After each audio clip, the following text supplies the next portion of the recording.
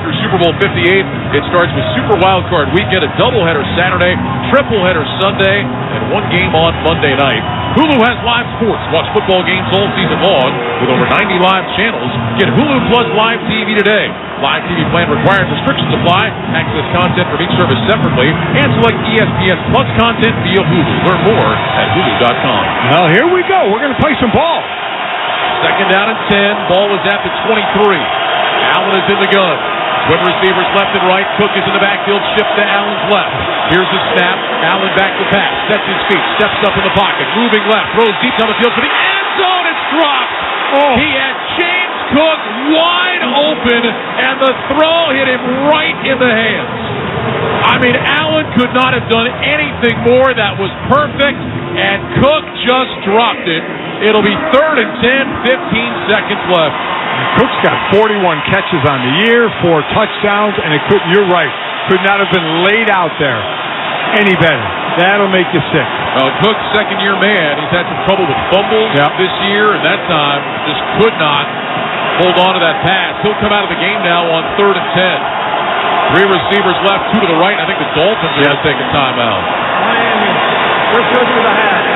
30-second timeout. They want to make sure they're on the same page here before this 3rd and 10 play. Wow, that was a tough play right there. I mean, you got to make that catch. Kind of reminiscent of the Colts in their loss with Goodson on the little swing pass on 4th and 1 from Gardner Minshew. A little behind, but hit him in the hand, and the play you got to make. By the way, how about Houston up to the 4 seed and division champs with Jacksonville losing earlier today? Think about this. You have a rookie head coach, a rookie quarterback, a rookie defensive player, Will Anderson, who had 7 sacks, and a rookie play caller. I mean, it's really impressive. Miami has 3 men on the line of scrimmage, and everybody else is inside the 5. This is 3rd and 10. 2 receivers left. They get 3 to the left, 2 to the right. Here's the snap. Allen, quick throw, right side. Caught on the sideline by Deontay Harding, and he steps out of bounds between the 10 and the 11. Did the clock run? I'm not really sure why Miami played back like that to give them that yards, because, now you can run a pretty normal end zone play here. Yeah, the clock did run. It's down to 11 seconds. They've got the ball at the 10, so now it's 1st and goal. You got time for a couple of plays in the end zone. I'm a little surprised they played back the way they did. They gave them that. 3 receivers left, 2 to the right, and Miami's just taking another timeout. Wow. Miami, they're second of the half. It'll be 30 seconds in length. Kind of ugly going on right now. I don't think you and I are the only ones that are confused. They just showed shots of the Miami sideline. Tua Tagovailoa has a look on his face like, what just happened? I don't know if the Dolphins thought that was 3rd and goal or something, but they had everybody back, and so Josh Allen, it was an easy just pitch and catch to pick up a first down. Get the first down. Now you're at the 10-yard line. Normal plays to the end zone. I have just about you mentioned it, 3 rushers, and everybody else was on the goal line. What were they doing? Okay, that one got me. So they've got the nose of the football just shy of the 10, so it's technically 1st and 10. The Bills could get a first down inside the 1. Trips left, 2 receivers right. Allen has the shotgun snap. He's back to pass. Steps up, looking, fires over the middle. That's caught right around the 1. Ty Johnson is brought down. Bills trying to get lined up, and they're not going to get a snap off. The clock hits 0, and Buffalo gets nothing. They threw over the middle. Ty Johnson made the catch, but he got cracked right around the 2, and time runs out on the Bills. Miami will go to the halftime locker room with a 14-7 lead. Credit Jerome Baker, just back off IR, who made that hit. He keeps Johnson out of the end zone. What a weird final 2 plays of this half. So I didn't understand Miami's defensive play before, and I don't understand how a pass doesn't go to the end zone on that play. You miss that, you either run another one or you kick a field goal. 2 plays that got me scratching my head, 1 from each team. That's the end of the first half with the score. The Dolphins 14, the Bills 7. When we return, Scott Graham rejoins us from our studios with the halftime report. You're listening to Sunday Night Football on Westwood One. The Pro Bowl games presented by Verizon are taking over Orlando with the league's biggest star players and you. The reimagined spectacle features skills competitions, NFL legends, and unforgettable player moments, all leading up to Sunday's star-studded AFC versus NFC flag football finale at Camping World Stadium. Be there live and soak up football fun in the sun all weekend long. The Pro Bowl games presented by Verizon, Sunday, February 4th. Go to probowl.com/tickets to get yours today. At Grainger, we're for the ones who specialize in saving the day and for the ones who've mastered the art of keeping business moving. We offer industrial-grade supplies for every industry with same-day pickup and next-day delivery on most orders, all backed by real people ready to help. So you can get the right answers and products right when you need them. Call, clickgrainger.com, or just stop by. Grainger, for the ones who get it done.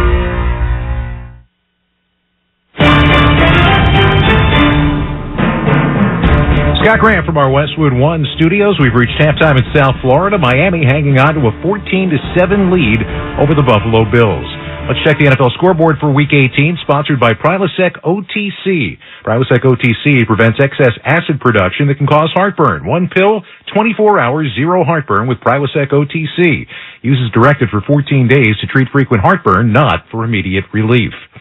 Well, everything is falling into place right now on this final day of the regular season, and the dominoes began to fall in Nashville at Nissan Stadium, where the Jacksonville Jaguars, for the second year in a row, were facing the Titans with an opportunity to clinch the division. Last year, they got it done by 4. Today, Tennessee put up a bigger fight.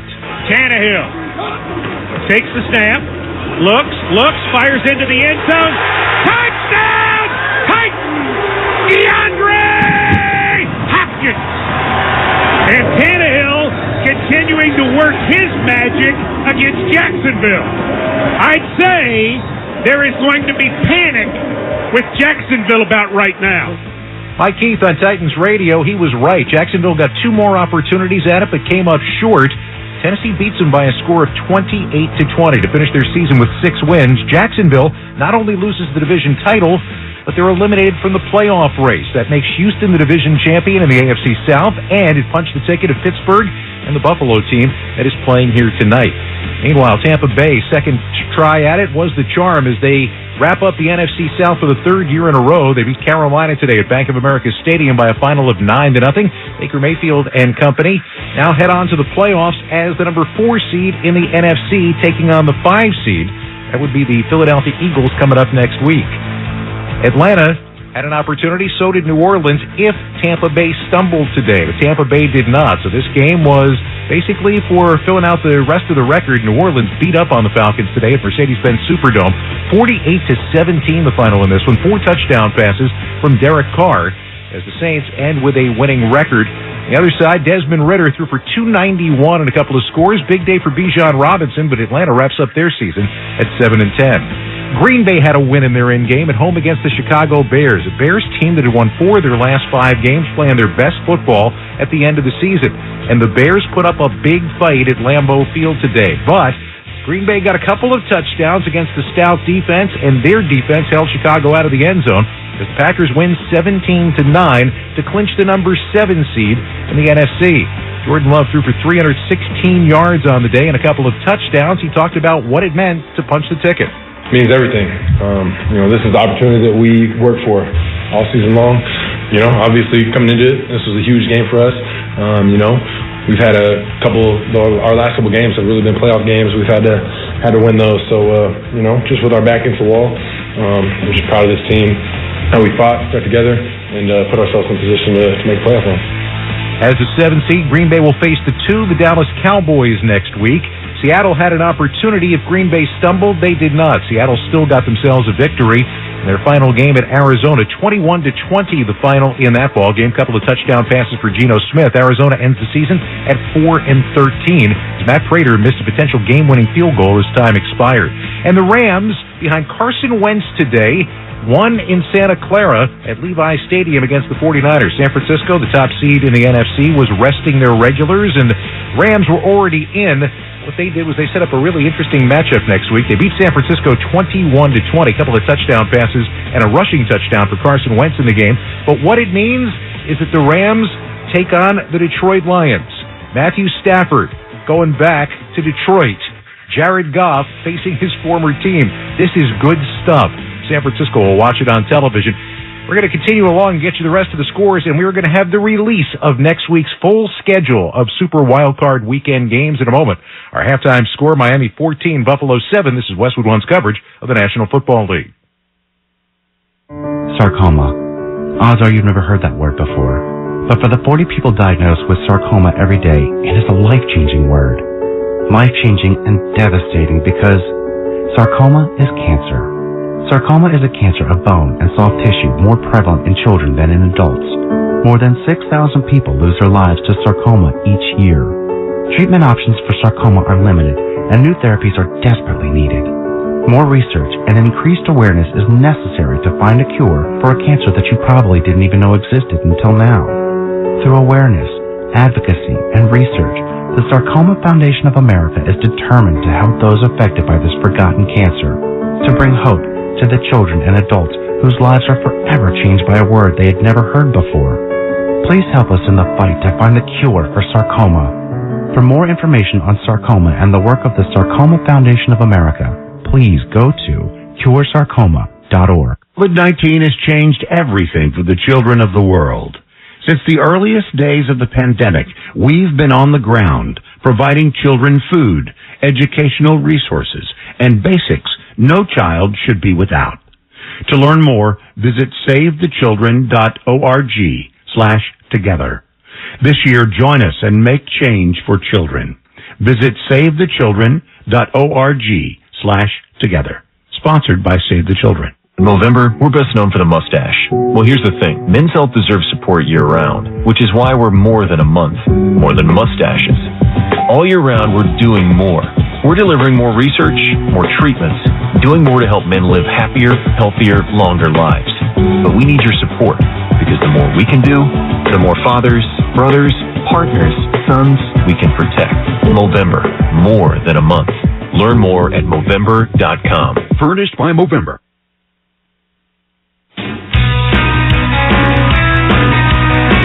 Back on the Sunday Night Football halftime show, Miami a 7-point lead at the break. Earlier today, Dallas had a chance to wrap up the NFC East against their rivals in D.C., the Washington Commanders. They trailed in this ball game and then ran away from Washington, winning 38-10. 4 touchdown passes for Dak Prescott, 13 catches for C.D. Lamb on the day. As Dallas finishes their season at 12-5, it is the number 2 seed in the NFC. Washington, well, they clinched the number 2 pick behind Chicago in the upcoming draft with questions about Ron Rivera, their head coach, that might be solved as early as tomorrow. Philly continued to free fall. They are now the 5 seed. At one time they were 10-1, but the Giants hit them in the mouth today at the Meadowlands, 27-10 the final, as New York finishes their season at 6-11. For Philly, not a lot going right. Nick Sirianni after the game. When you get hit in life, when you get hit in football, you got 2 options. You can stay down, or you can get the F up. And I know this group is fighters. I know this group will get up. I know that we've all been through things in our life that we've all had to deal with, and we know how to get up. Ugly situation right now for that team as they try to turn it around quickly before next week. Detroit beat Minnesota today 30-20. Jared Goff throwing for a couple of touchdowns. Amon-Ra St. Brown, 144 yards. Sam Laporta, a knee injury in that ball game. We'll find out more about that later on. Kansas City knocked off the Chargers 13-12 the final at SoFi Stadium today. Kansas City was sitting its regulars, including Patrick Mahomes and Travis Kelce, as they were locked into the 3 seed in the AFC. Chargers finished their season at 5-12. Cincinnati knocked off Cleveland 31-14 the final in that one. Cincinnati ends with a 9-8 record. Cleveland, the 5 seed in the AFC, again seating most of their regulars on the day. It was Las Vegas over Denver 27-14, and the Jets and Patriots wrapped up in the snow today in Foxborough, New York, a 17-3 winner in the regular season finale. Now for the schedule for Super Wild Card Weekend. It has officially been announced. On Saturday, our coverage here on Westwood One begins at 4 p.m. Eastern Time. We will have the Cleveland Browns at the Houston Texans. That will be followed by the 6 seed in the AFC, Pittsburgh, Miami, or Buffalo, at Kansas City, the 3 seed, in the 8 p.m. game. On Sunday, our coverage begins at 12:30. That'll have the AFC 7 against the AFC 2. Pittsburgh at Buffalo or Miami, or Buffalo at Miami. 4:30 game, Green Bay at Dallas. And then the night game, the Rams at Detroit. And then on Monday, our coverage begins at 7:30 p.m. Eastern Time. The 4-5 game in the NFC, the Philadelphia Eagles at the Tampa Bay Buccaneers. All 6 big games on Super Wild Card Weekend right here on Westwood One. Check your local listings. Our halftime score, Miami 14, Buffalo 7. When we return, Ryan Racky and Mike Golick have a second half kickoff. You're listening to Sunday Night Football on Westwood One. Progressive presents Spectator Tips from Flo, who knows nothing about sports. First, talk about retired players with reverence, even if they did crush your dreams when they played. Next, whenever people get excited, just yell, "It's about time!" Works in any situation. Finally, when someone mentions protecting the QB, tell them how Progressive protects you round the clock. That has nothing to do with sports. Nitro? Anyway, bundle your home and auto to get round-the-clock protection with Progressive. Progressive Casualty Insurance Company, affiliates, and other insurers. Not available in all states. Business has always been about turning a profit, making money. But can it stand for something more? Something beyond dollars and cents? We think so. We think that today, business has a higher calling, a purpose to be fair and just, to do right by their workers, customers, communities, and the environment. And it turns out companies successful doing that also do better for their bottom line. When you see the Just Capital seal, it means this company is a force for good. Visit justcapital.com to learn more. Ryan Racky, Mike Golick back in Miami. Halftime with the Bills trailing the Dolphins by a score of 14-7. Let's check the halftime stats, sponsored by Indeed. Looking for quality candidates this new year? Look no further than Indeed. Indeed's video interview tool takes the hassle out of virtual hiring. Visit Indeed.com/credit. Those stats pretty even in the first half. Both teams with 13 first downs. Both teams 4 to 6 on third down. Time of possession is almost even. Bills had 286 yards of offense to 218 for Miami. Josh Allen 16 to 23, 218 yards, a touchdown, and a couple of interceptions. Trent Sherfield had a touchdown catch. Stephon Diggs 5 catches, 75 yards. Meanwhile, Tua Tagovailoa 9 of 13, 123 yards, a touchdown and a pick. Devon Achane 8 carries, 55 yards and a touchdown. Tyreek Hill 5 catches, 60 yards and a TD.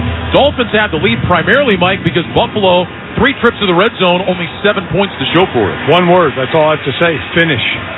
And Buffalo has to finish.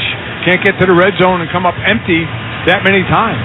No, the Bills, second best team in the NFL this year, scoring touchdowns in the red zone, but not so far tonight. So they will get the ball to start the third quarter. It was a weird end to the first half if you weren't with us. Buffalo had a 3rd and 10. Miami played it like it was a 3rd and goal, put just everybody back around the goal line, gave the Bills an easy first down, but then stopped Buffalo on a pass that was shy of the goal line as Jason Sanders sends an end-over-end kick to the back of the end zone, and the Bills will start 1st and 10 at the 25. These are just mistakes. Josh Allen knows this. So either the route, you can't run a route to the 2-yard line. The route either has to be in the end zone or Josh has to find someone who's in the end zone. That's where the ball has to go in that situation. I'm reminded earlier this year, Sunday Night Football in Buffalo, it was the New York Giants at the end of the first half that screwed up, didn't get anything, ended up losing a close game. See if it comes back to bite the Bills tonight. 1st and 10 from the 25. Josh Allen in the gun, takes the snap, quick throw, left side, caught by Stephon Diggs, runs outside the numbers, breaks an ankle tackle, and drives across the 30-yard line out to about the 32. Let's pause 10 seconds for station identification. This is Westwood One, your home for Sunday Night Football. We saw Diggs. WFAN, WFAN FM, WFAN FM HD1, New York. Always live on the free Odyssey app. We saw Diggs do this earlier in the game, right? Just those quick, short passes in the first drive, and we're seeing it here to start the second half. Second down and 3 after a gain of 7. Allen in the gun gets the snap, handoff James Cook, dancing between the hash marks, runs into his offensive line, bounces off, angles left, and he's short of the first down. He picked up 2 on the play. Tackle made by Christian Wilkins, and now a 3rd down and 1 coming up for the Buffalo Bills. So I'm always interested to see adjustments in the second half, and both teams, I think, on both sides of the ball played pretty well. The Stars do what they do, but it was just those mistakes by Buffalo not finishing in the red zone. 3rd down and short. Allen goes under center. Leonard Fournette is behind him. He'll shove Josh Allen forward, and it looks like he got it with a second effort. And they are going to give him the first down as he gets just across the 35-yard line. Think about the missed opportunities for the Bills in that first half. Not just that last play we were talking about. Right. Stephon Diggs running wide open down the right side numbers. Josh Allen overthrows him by, as you said, about 4 or 5 yards. And then, of course, the interception in the end zone. Cook dropping the touchdown. Cook right dropping in his hands. That hit him right in the hands. I mean, a perfect throw from Josh Allen. First and 10, Buffalo with their own 36. Diggs in motion from left to right. 3 receivers to that side. Shotgun snap to Allen. Handoff. Leonard Fournette runs between the hash marks. And Fournette out to about the 40 for a gain of 4. And that'll bring up second down and 6. Emmanuel Ogbah led the way along with Deshaun Elliott. So again, we're seeing Buffalo, with the drive, got a first down already, got second and, staying ahead of the chains here. That's not really been the issue for them. We've seen them drive. It's just every Buffalo Bill fan holds their breath when they get in the red zone. Yeah, again, we're talking about a Buffalo team that's already over 300 yards of offense tonight. And there's 12 minutes and 39 seconds still to go in the third quarter. Allen under center, second down about 5.5. Here's a toss play to Cook. Running right, outside the numbers, turns the corner. He's got the first down, and he takes it across the 45 and 46 to about the 47-yard line. Andrew Van Ginkel makes the tackle after a gain of 7. Van Ginkel has had a really nice year for Miami. Yes, he has, and there's a Miami player down. I think it might be Van Ginkel. Might be. It is Andrew Van Ginkel. And boy, the Dolphins could ill afford to lose him. Already without Bradley Chubb and Jalen Phillips, Van Ginkel has helped fill the void for those two guys. But right now, he is down in front of the Buffalo sideline, and the Miami trainer's looking at him. We'll step aside. 12:18 to go third quarter. Dolphins 14, Bills 7. This is Westwood One's coverage of the National Football League. Prescriptions require an online consultation with a healthcare provider who will determine if appropriate. Restrictions apply. See website for details and important safety information. Subscription required. Price varies based on product and subscription plan. Hey guys, did you know there's a generic form of Viagra that works just the same, but is 95% cheaper? And you can get it online? Just go to hims.com/joy. Through Hims, you'll get a free medical consultation, discreet shipping if prescribed, a 100% online process, and trusted generic alternatives to the name brands at up to 95% off. That's right. Get generic for Viagra, the same active ingredient as brand name Viagra, but for 95% less. It's the same medication, still prescribed by a licensed medical provider, but with zero copay, no expensive appointments, and no awkward face-to-face conversations. To start your free online visit, you need to go to this exclusive address, hims.com/joy. That's hims.com/joy for your free online visit. HIMS.com/JOY. Nothing slows my little girl down, except the stuffy nose. Mommy. That's why I use Sinex Children's Saline from Vicks. Sinex instantly clears mucus in everyday stuffy little noses with a gentle, ultra-fine mist designed for kids. Just Sinex? Breathe. Her stuffy nose is gone for now. And so is she. Sinex Children's Saline. Sinex, breathe.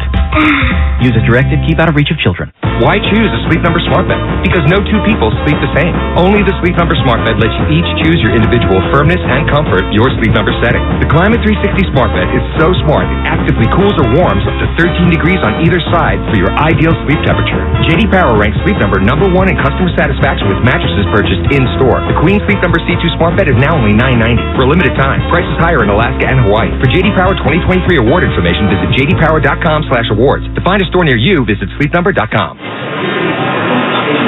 Andrew Van Ginkel very gingerly walking towards the Miami sideline. And the Dolphins are starting to get real thin when it comes to edge rushers. Yeah, Van Ginkel going right to the locker room. You're talking Bradley Chubb got hurt last week. Phillips got hurt. Who got hurt in week 12. You're talking of those three guys, 23.5 of their 53 sacks. And 2 aren't coming back at all. Now we have to see what's going on with Van Ginkel. Bills first and 10 at their own 47. Here's a handoff to James Cook. Runs to the left hash, and he gets drilled right there by Christian Wilkins. Nowhere to go for Cook. And that'll bring up second down and long. You talked about Wilkins and Steeler right off the top tonight. We haven't heard a lot from Steeler in this game, but boy, Christian Wilkins has sure had an impact. Wilkins has, but Steeler set a record for D tackles for Miami with 9.5 sacks. He's lucky I got hurt in '93 when I was an interior D lineman for Miami. Beat my record. I didn't have any sacks that year, but that's beside the point. Second down, about 9.5. Allen lines up in the shotgun. Three receivers go to the right, two to the left. Allen gets the snap. He's back to pass. Looks right, throws short right, caught by Kincaid, and Jerome Baker jumps on his back and brings him down with some help from Eli Apple. And that'll bring up third down after a gain of about 4. Ryan Radke, Mike Golick here in the Grainger broadcast booth at Hard Rock Stadium. Huddle up with Grainger to get more done. Grainger offers supplies and solutions for every industry.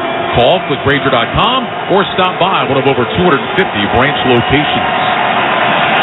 So it'll be 3rd and 5. Allen in the shotgun, 2 receivers left, 2 to the right. Leonard Fournette is in the backfield to Allen's left side. Play clock down to 7.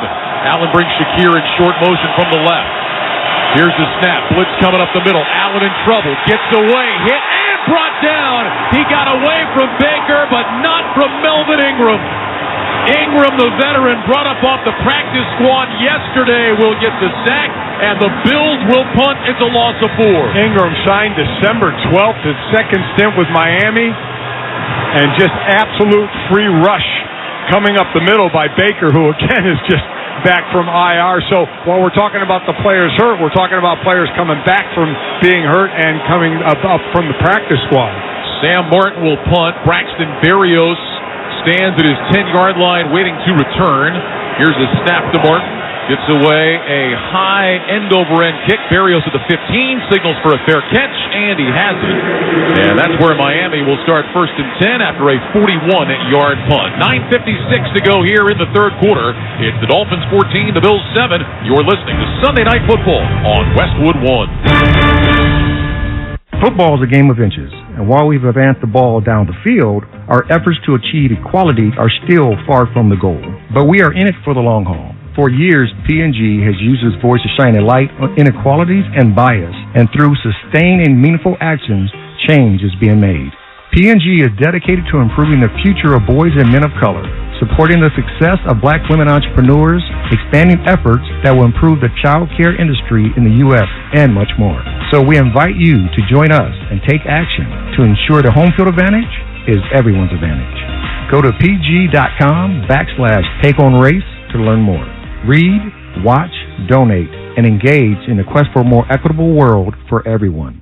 Your morning shave with Barbasol is a time for self-reflection. Look in that mirror and ask yourself, can I make a real difference in this world? Of course you can. Just not today. There's football on. Barbasol. It's a can of can-do. Progressive asks, what do a diehard fan watching the game at home? With 4 seconds left. A poorly placed good luck candle. Don't let me down, candle. Kick is up. A last-second improbable win. It's good! Yes!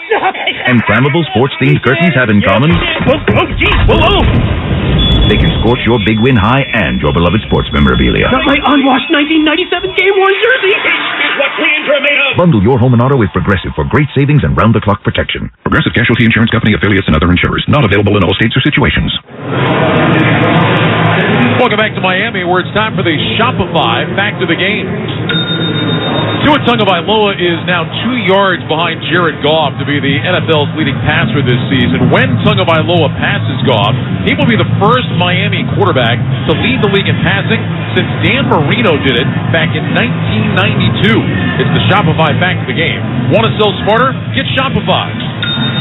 Shopify's commerce platform helps you sell more with the best converting checkout on the internet. Get a $1 per month trial at shopify.com/touchdown. You were talking to Dan down on the field before the game. I was hanging out with some, gold jacket people, Marino, Zach Thomas, Drew Brees was down there, Jason Taylor, all the greats. We like to hang out. Wait, but you said you were there. Yeah. So the great. We like to. I got them. I had to bring them coffee. All right. Is that what you did when you played here, too? Pretty much. Dan looked over and said, Golick! Yeah. Some coffee, will you? Yeah. 1st and 10 from the 15. Dolphins on top, 14-7. 9 minutes, 56 seconds to go in the third quarter. Jeff Wilson is the pistol back. Quick snap, quick throw, right side caught by Achane. And Devon Achane works his way out to the 19, maybe the 20-yard line. Looks like they'll give him the 20. And 5 yards, Balin Spector with the tackle. That'll bring up 2nd down and 5, and now Tua Tagovailoa is officially the NFL's leader in passing yards. Congrats to him. As you mentioned, first since Dan in 92, and the way he's going and Tyreek being on this team, it's the first time he leads the league and probably not the last time. Got that right. 2 receivers left, single man to the right. Second down and 5 from the 20. Pistol formation. Here's the snap. Tua fakes the handoff. Rolls left. Looks. Dumps it short left. Caught by Julian Hill, the rookie tight end, for a short gain across the 21, close to the 22. Jordan Poyer with a big hit on Hill. Just his 6th catch of the year. And now it'll be third down coming up for the Dolphins. Third and short. That's one Tua lets go of, and he knows. He just knows when that ball's in the air. He just got his guy almost smoked. Poyer, the number 2 tackler on the team, was right on when he caught it. And luckily, Poyer stayed pretty high on that hit. This will be third down at about 3. Tagovailoa in the gun with Wilson to his left. 3 receivers right, single man left. Cedric Wilson goes in motion from right to left. Tua looks over the defense, moves Wilson to his right side. Tua gets the snap, back to pass, looks left, throws left, got Berrios, makes the catch at the 6, reaches out, he's short of the first down. He didn't get it. Berrios broke off his route right at the 6, but then moved back toward the line of scrimmage to make the catch. And he is going to be just short of the first down, and the Dolphins are going to punt, and that is a mistake by Braxton Berrios. It sure is. I mean, you've got to know you got to be past the 6. You can't be on the 6. You have to be past it. And as the ball was in the air, he leaped back for it, and that took him back behind the first down marker. If he just stayed right where he was, he would have had the first down. Great spot by the officials, and a great tackle by Dane Jackson to keep him shy of that first down marker. So Bailey is on to punt. Deontay Hardy is back to return. There's a wobbly kick. Hardy is going to let this one bounce. It takes a good bounce for the Dolphins, and it will be out of bounds inside the 30-yard line. So kind of an ugly kick, but it turns out pretty well for Miami. They've got it spotted around the 24. It's a 47-yard punt. There is no return. 7:42 to go third quarter. Dolphins 14, Bills 7. You're listening to Sunday Night Football on Westwood One. And now a message from Puffs Plus Lotion Tissues.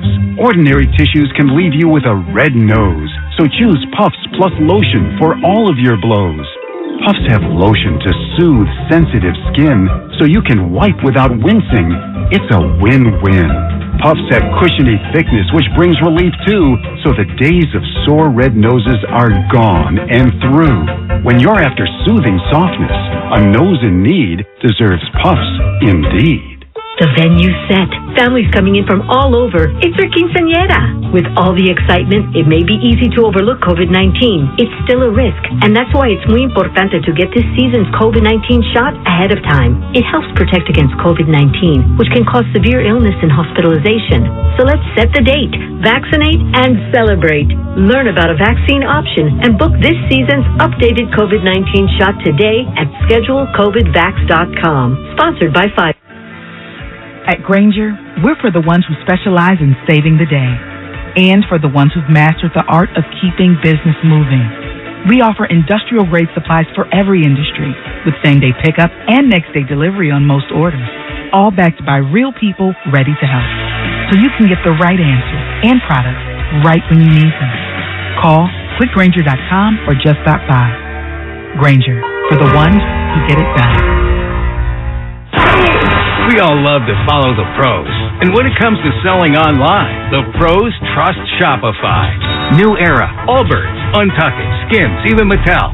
They all sell with Shopify because Shopify has the best converting checkout on the planet. And it's not just the big brands. Millions of businesses are boosting their sales with the same legendary Shopify checkout. Start selling like the pros and sell with Shopify. Start your $1 a month trial today at shopify.com/touchdown. Tune in to watch all the excitement of the NFL playoffs next weekend on Fox. 4:30 p.m. Eastern on Sunday. Packers take on the Cowboys. Catch the NFL playoffs on Fox. That'll be part 2 of our Westwood One triple header. Winner here will have a home playoff game at 1 p.m. Eastern next Sunday. And then Sunday night, Rams in Detroit. Jared Goff seeing his former team next week. Bills started their own 24. First and 10, here's the snap, toss it to James Cook, running left, outside the numbers. Cook hit behind the line of scrimmage, able to get forward for a yard before he's knocked out of bounds by Brandon Jones. And that'll bring up second down and 9. Official word from the Miami sideline, Andrew Van Ginkel, ankle injury. questionable to return. Gabe Davis out for the rest of the game for the Bills with a knee injury. And again, not so much this game, but where will those two be for next game? And you mentioned Detroit and L.A. Is Stafford going back now to Detroit? I mean, two teams with so much depth on offensive weapons. What a great wild card first-round matchup that is. Second down and 9. Allen lines up in the gun. He's got two receivers stacked to the right, single man to the left. Diggs is that single man left. Here's the shotgun snap. Allen back. Blitz coming. It's picked up. Allen has time. Throws over the middle, and that's caught. That's going to be a first down. That's Trent Sherfield again. Sherfield had that great touchdown catch off the tip ball in the first half. He pulls this one down for a gain of 8. Eli Apple was in coverage. First and 10 Bills. What a throw by Allen. I thought he waited a little long because Diggs was right underneath him, and they were almost crossing at the same time. And Allen put it right on the money. Clock moving, 6.5 to go in the third quarter, 14-7 Dolphins. First down and 10 Bills from their own 37. Allen goes under center, takes the snap. He's back on a play fake. Sets his feet, looks, checks it down, right side, caught by Shakir across the 40, out to the sideline, 45. And he's pushed out of bounds by Jalen Ramsey, close to the first down. Let's see where they mark him out. There is a penalty flag down as well. Holding. Offense number 88. The 10-yard penalty, still first down. It's going to go against Dawson Knox, the tight end. That's going to negate what would have been a first down catch and run, or at least very close to it. Yeah, that was... Knox looked like he was falling down, so as he was falling down, he just reached and grabbed the defender. It was like a WWE takedown. It really was. Made it very easy for the official to make the call. It's like an arm drag. So they move it back 10 yards. First down and 20. Allen in the gun. James Cook to his left. Bills send 3 receivers to the right. Diggs the closest man to the line of scrimmage. Allen falls back into the gun. Play clock at 6. Here's the snap. Allen back, under pressure, rolling to his right. Chased by Sealer. Allen pumps. Sealer grabs him. Allen gets away across the 35. Takes a shot from Wilkins and falls forward all the way out to the 40-yard line. So Josh Allen that time got away from Zach Sealer on the edge and then went stumbling forward and picks up 13. So he breaks the tackle of a 300-pounder and then gets tackled by a 310-pounder. Both the tackles involved in this one. Wow. I mean, just shrugging that first tackler and Sealer. I mean, and he's looking downfield, looking for the next victim. Second down and 7. Allen in the gun, 2 receivers left and right. Cook is the running back. Allen gets the snap, back to pass, looks, throws, right side. That's caught along the numbers by Khalil Shakir across the 40 at about the 42. Apple was in coverage, and now a third down play coming up. Gain of about 4. It'll be third down and 3 for Buffalo. It's a nice job making the tackle again, right at the catch. Now, that's not a route that's going to get you a lot of yards after the catch. You're just doing a little hook route there. You're going to get tackled right away, but now do basically the same thing just to move the sticks. Bills 5 of 8 on third down tonight. This is third and 3. They need the 47 for a first down. 2 receivers left and right. Allen in the gun with Cook to his left. Here's the snap. Allen back. Allen looking. Has time. Throws over the middle. That's caught for a first down. It's Kincaid inside the Miami 45. Deshaun Elliott with the tackle. Once again, Allen given plenty of time, and he finds his tight end for a first down. I believe that's the 5th reception for Kincaid. He came in a couple of receptions behind Pete Metzlaris, who had 68 as a rookie. So now Dalton Kincaid holds the Buffalo rookie tight end record for receptions. Gain of 11 on that play. First down and 10. They spot it at the Miami 45. Allen under center, 2 receivers right, 1 left. Here's the snap, handed off Cook along the right hash, picks up 2. As he works his way to the 43-yard line. Tackle made by Cameron Good. First-year man out of Cal who's being pressed into service here. Yeah. Second down and 8 coming up. Good is in there because of all the injuries to the pass rushers. So again, Buffalo driving the ball, nothing new, right? I mean, they've been doing this. It's like, okay, but let's see what happens when you get down to the money yardage. Bills are up to 348 yards in the game. Allen in the gun on second down and 8. Here's the snap.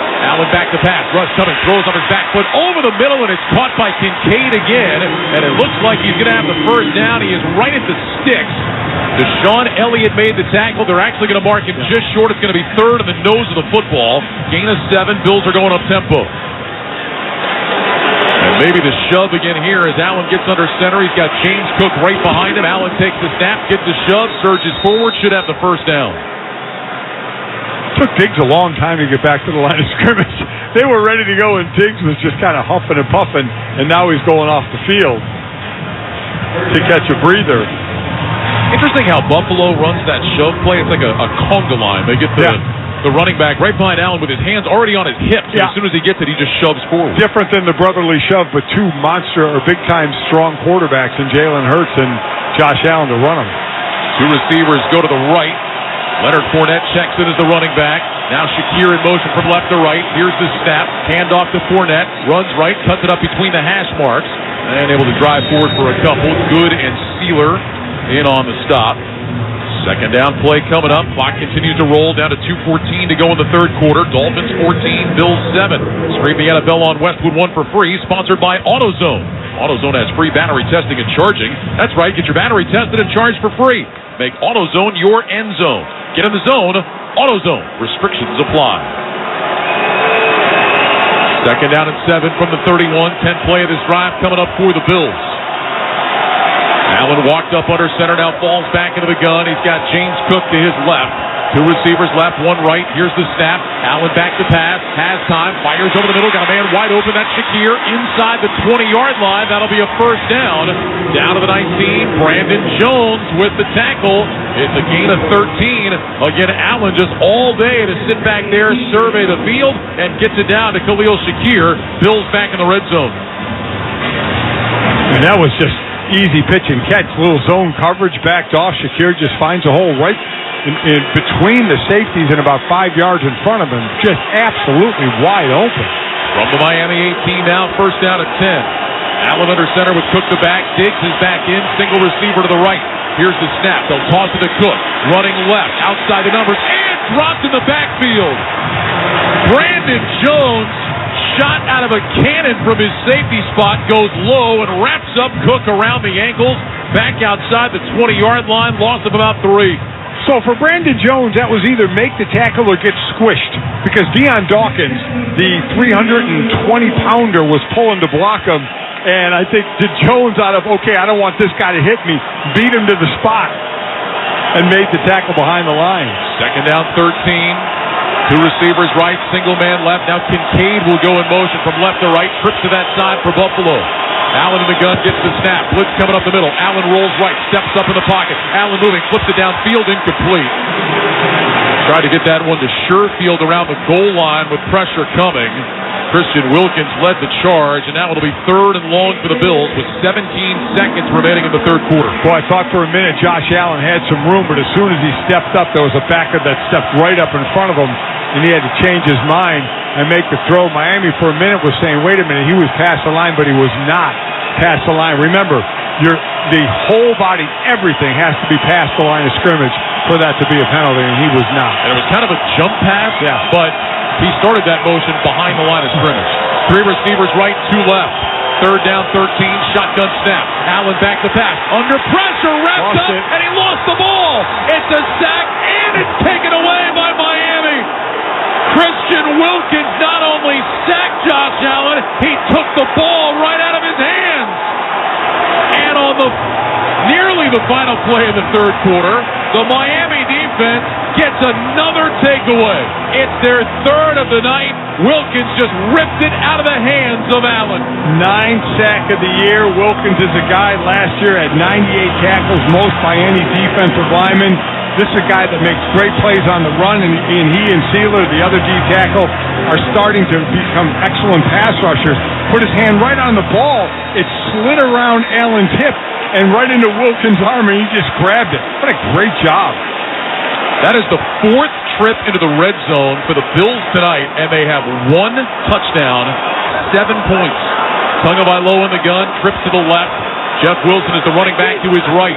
From their own 27, first and 10. Here's the snap. Tua back. Look, throws. That's caught. Tyreek Hill up across the 40-yard line. Out to the 42. Terrell Bernard with the hit. And that will be the final play of the third quarter. A gain of 15. We will head to the fourth quarter in Miami with the score. The Dolphins 14, the Bills 7. You're listening to Sunday Night Football on Westwood One. Screeching brakes? Safer stops? Start with Duralast. New Duralast brake pads and rotors provide longer life and more stopping power when replaced together. Duralast brake pads have reduced noise and corrosion resistance with a limited lifetime warranty. Duralast rotors are designed for quiet, safe stops and meets or exceed the performance of the original rotors on your vehicle. Find Duralast only at America's #1 brake destination, AutoZone. Get in the zone, AutoZone. Restrictions apply. Get in the zone, AutoZone. The venue's set. Families coming in from all over. It's their quinceañera. With all the excitement, it may be easy to overlook COVID-19. It's still a risk, and that's why it's muy importante to get this season's COVID-19 shot ahead of time. It helps protect against COVID-19, which can cause severe illness and hospitalization. So let's set the date, vaccinate, and celebrate. Learn about a vaccine option and book this season's updated COVID-19 shot today at schedulecovidvax.com. Sponsored by Pfizer. For the ones who get it done, the most important part is the one you need now. And the best partner is the one who can deliver. That's why millions of maintenance and repair pros trust Grainger. Because we have professional-grade supplies for every industry, even hard-to-find products. And we have same-day pickup and next-day delivery on most orders. But most importantly, we have an unwavering commitment to help keep you up and running. Call, click Grainger.com, or just stop by. Grainger, for the ones who get it done.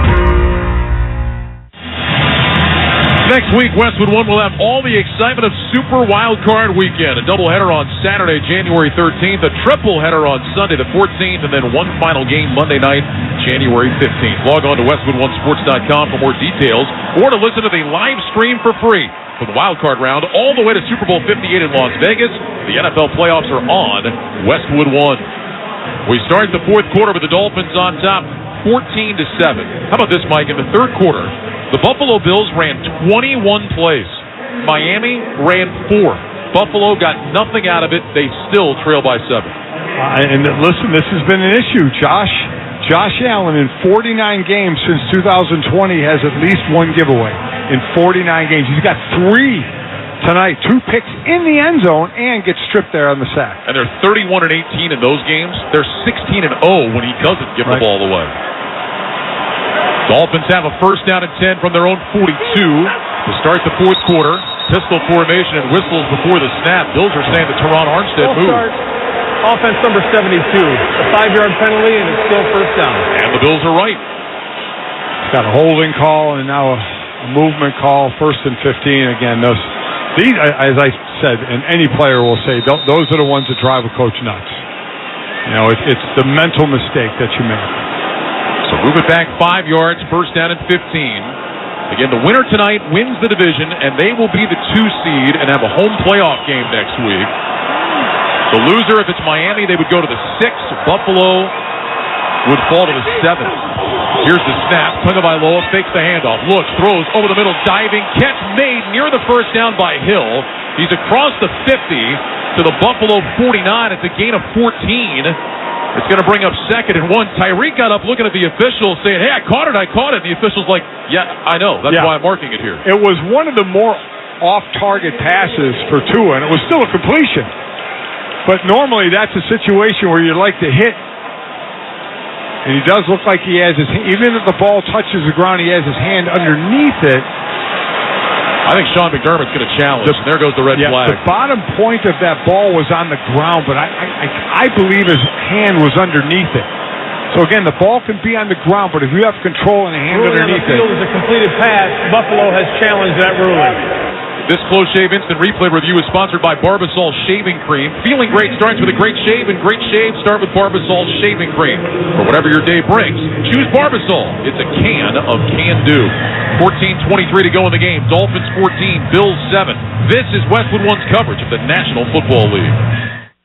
Diabetes, high blood pressure, anxiety meds, everyone's on them. If you're a 50-year-old male, maybe a bit porky, and you may even have type 2 diabetes, $1 million of term insurance may only cost you about $200 a month. Call Term Provider. Speak with Big Lou at 800-700-6898. Big Lou will find a term life policy for you even if you have type 2 diabetes, are overweight, or have high blood pressure. Term Provider has helped thousands of people like you who think they can't afford term life insurance. To buy $1 million of affordable term life for you, all you need to do is call Big Lou at 800-700-6898. Lou will make sure the scales are tipped in your favor. Call 800-700-6898. Big Lou will answer your call and work to fit you into a term life policy that you can afford. Remember, Big Lou's like you. He's on meds too. Call 800-700-6898. 800-700-6898 or BigLou.com. Diabetes, high blood pressure, anxiety meds, everyone's on them. If you're a 50-year-old male, maybe a bit porky, and you may even have type 2 diabetes, $1 million of term insurance may only cost you about $200 a month. Call Term Provider. Speak with Big Lou at 800-511-3535. Big Lou will find a term life policy for you even if you have type 2 diabetes, are overweight, or have high blood pressure. Term Provider has helped thousands of people like you who think they can't afford term life insurance. To buy $1 million of affordable term life for you, all you need to do is call Big Lou at 800-511-3535. Lou will make sure the scales are tipped in your favor. Call 800-511-3535. Big Lou will answer your call and work to fit you into a term life policy that you can afford. Remember, Big Lou's like you. He's on meds too. Call 800-511-3535. 800-511-3535 or BigLou.com. Now, Alex Kemp just made the announcement that the ruling on the field has been overturned. It's an incomplete pass, and it's going to bring up second down at 15. I was surprised you thought it was complete. It was very obviously incomplete. Get this right. You said that it was going to stand. I said it's going to be incomplete. Did you hear me say that on air? I did, actually. It never happened. Yeah, I actually heard you say that he had his hands underneath the ball, which he did not. So it's second down at 15, and just to tie it up with a nice little bow, I was right, you were wrong. Take that. Second down 15. Trips right, single man left. Tagovailoa is in the gun. Dolphins have the ball at their own 37. Smythe in motion to the left, now sprints back out right. Here's the snap, fake the handoff. Tua going deep down the left side. Cedric Wilson knocked away, incomplete by Christian Benford. Terrific coverage by Benford. Got his hand in there on what was a pretty well-thrown ball. And there's another flag down on the field. It's on the opposite side from where the pass went. Another huddling of the officials. We've had a few of those tonight. A few huddles. Yeah. Nobody huddles anymore except the officials. Yeah. So true. Looks like this is going to be a hold against the Dolphins.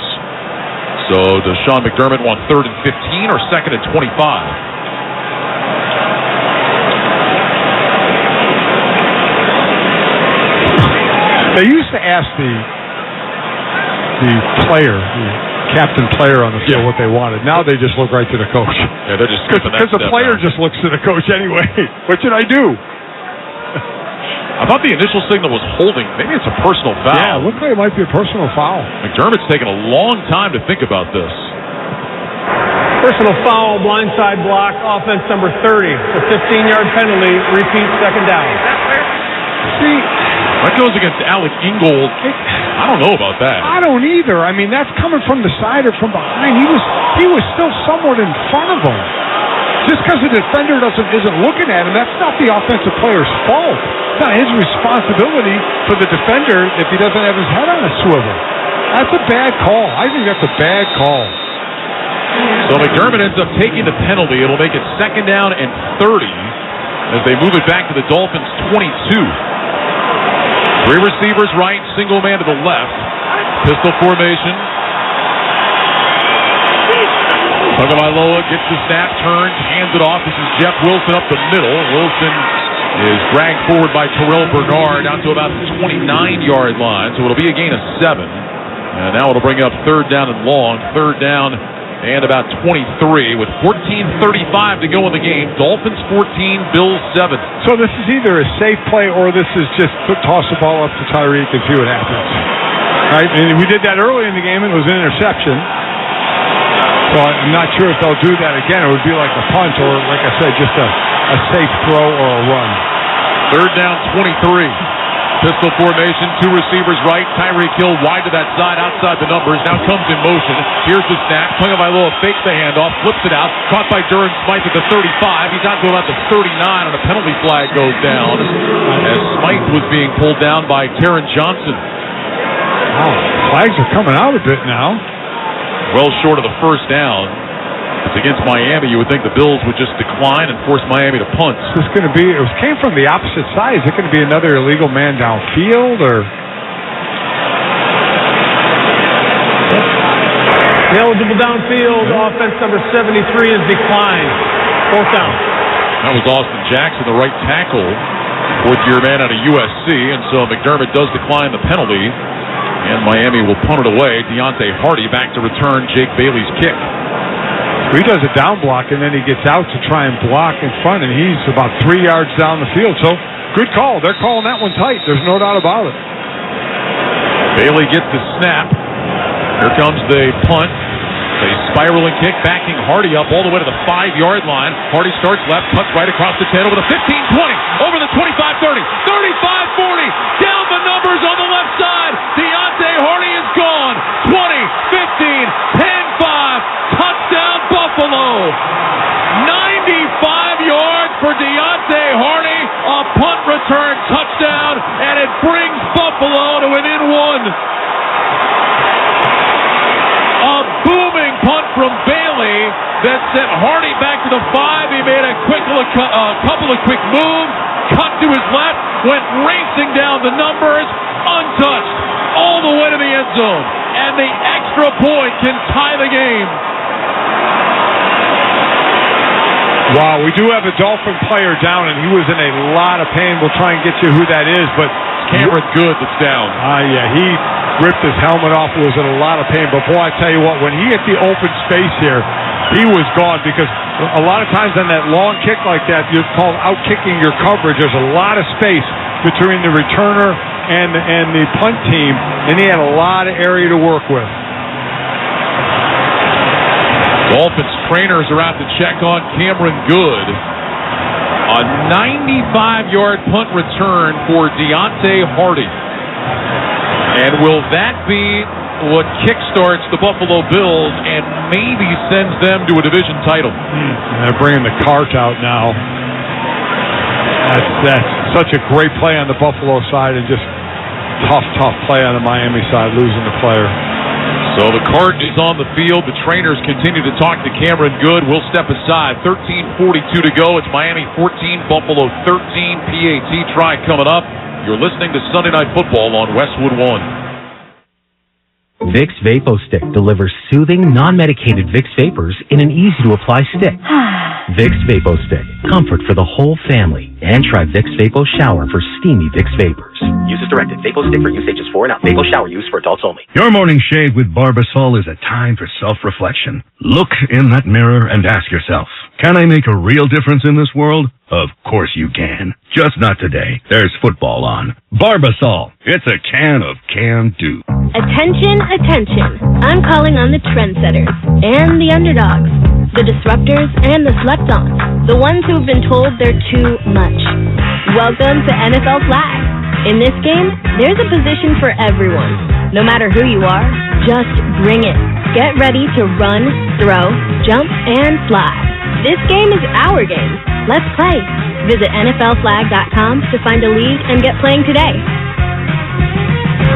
Hey, is this line secure? Franco's cybersecurity firm secured a contract, and that's all we're allowed to say. We have a green light on hiring. He needs web security professionals with a military background. 3 teams of 4, 24-hour rotations, but Protocol Zulu is on a need-to-know basis. Indeed can help him hire great people fast.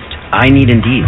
Indeed you do. You can schedule and conduct virtual interviews right from the Indeed dashboard, so you can stay organized and connected all the way to the hire. Visit Indeed.com/credit and get $75 towards your first sponsored job. Terms and conditions apply. Wake up not knowing what you want? Now you can have a little of everything. With Wendy's Breakfast 2 for $3 Biggie Bundles, you can mix and match your very own perfect pairing of our delicious morning favorites. Choose from the sausage biscuit, egg or cheese biscuit, small seasoned potatoes, or medium hot coffee. The choice is all yours, not somebody else's. Get breakfast just just the way you want it with Wendy's breakfast. 2 for $3 Biggie bundles today. Choose wisely. Choose Wendy's. Limited time only during breakfast hours. U.S. price and participation may vary. Not valid in a combo. Single item at regular price.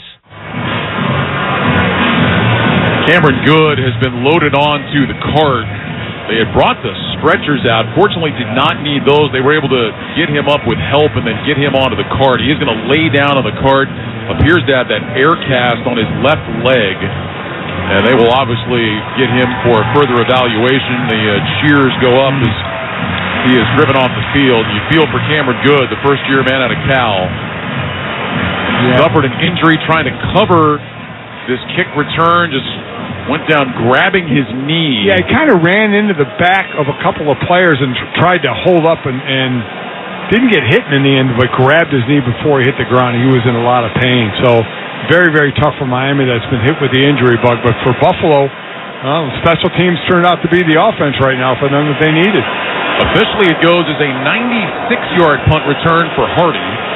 And Tyler Bass is on for the extra point. His kick is up. It is good, and we are tied with 13:42 to go.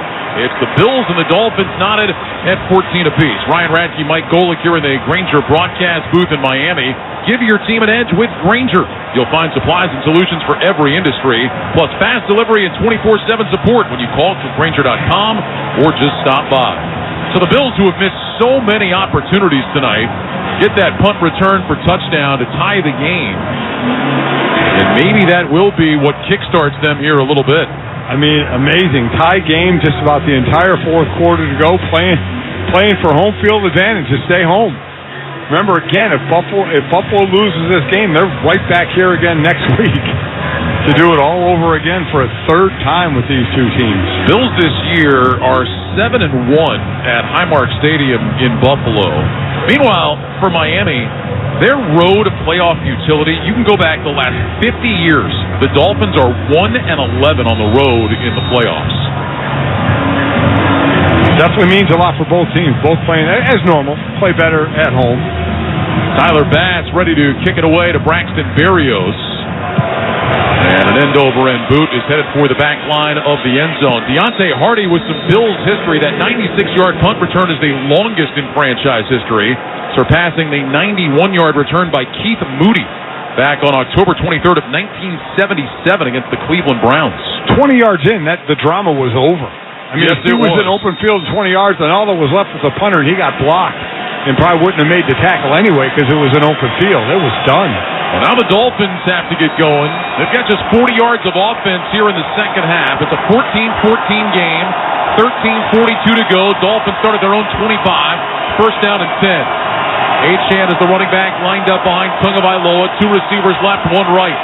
Tua looks to his right, gets the snap, flip it to Achane, running left, looking for a block. Can't get one, and he's taken down by Taron Johnson behind the line of scrimmage. Loss of about 2 back to the 23. Second down and 12. Miami's had a lot of success with those perimeter runs, but not that time. Taron Johnson blew it up. At some point, Buffalo had to figure it out, right? Johnson finishes it off. Bernard, the middle linebacker, he makes great penetration to keep it going east and west. I mean, at some point, they had to figure that one out. Second down 12 from the 23. Two receivers right, single man to the left, I formation behind Tagovailoa. Tua takes the snap, he's back, he'll hand it off. This is Achane along the right hash, and he gets across the 25 to the 26-yard line. Short gain, Valen Spector with the tackle, 3rd and long for Miami. Now, they've had success running the ball, but normally it had been on that first down. They've been in 2nd and 5, 2nd and 4.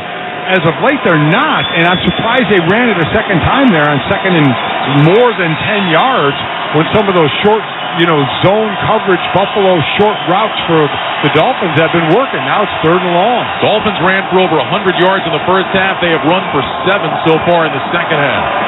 3rd down and 9 from the 26. Two receivers right, two left.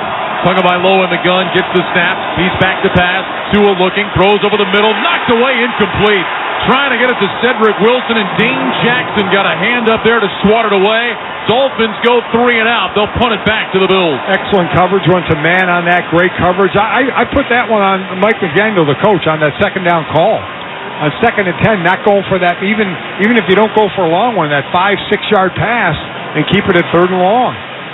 So Deontay Hardy back again to return. Bailey hits a high short kick this time. It's going to take a bounce at about the 35 and hops inside the 30 to the 25, and it'll be down there by Alec Ingold. So it's a 39-yard punt with no return. Now the Bills offense back to work. Well, the NFL playoffs are almost here. It all starts with Super Wildcard Weekend presented by Verizon. 12 teams, 6 games, 3 days, one epic weekend. You can hear each of those games right here on Westwood One. The road to Super Bowl 58 starts on Saturday. Deion Dawkins, the left tackle, is out of the game at the moment. Ryan Vandermark is in at left tackle at this point. Dawkins had a cut on his hand they were attending to. They had to take him back to the locker room, maybe getting stitches. Yep. Allen lines up in the shotgun.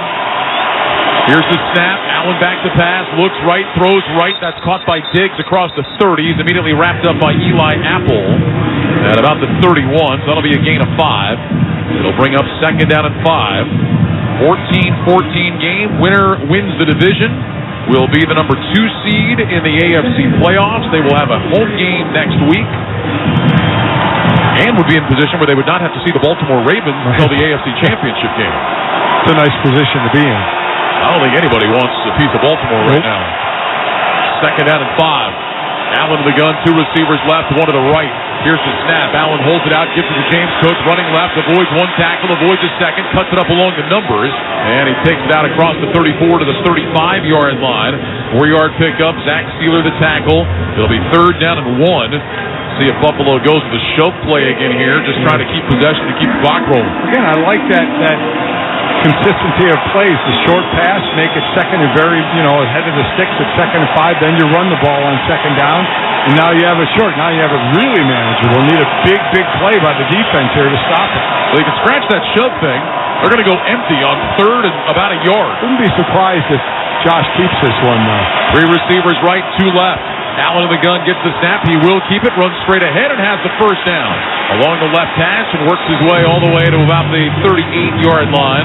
So Josh Allen picks it up himself. Melvin Ingram with the tackle. Gain of 4. What's tougher than stopping a 240-pounder when he's taking the snap? Stopping a 240-pounder when he has a 4-yard head start. You got that head of steam coming downhill at you. Dolphins will substitute on defense here. 1st down and 10. Mark the ball at the 38-yard line. Clock rolling. 10 minutes, 14 seconds remaining.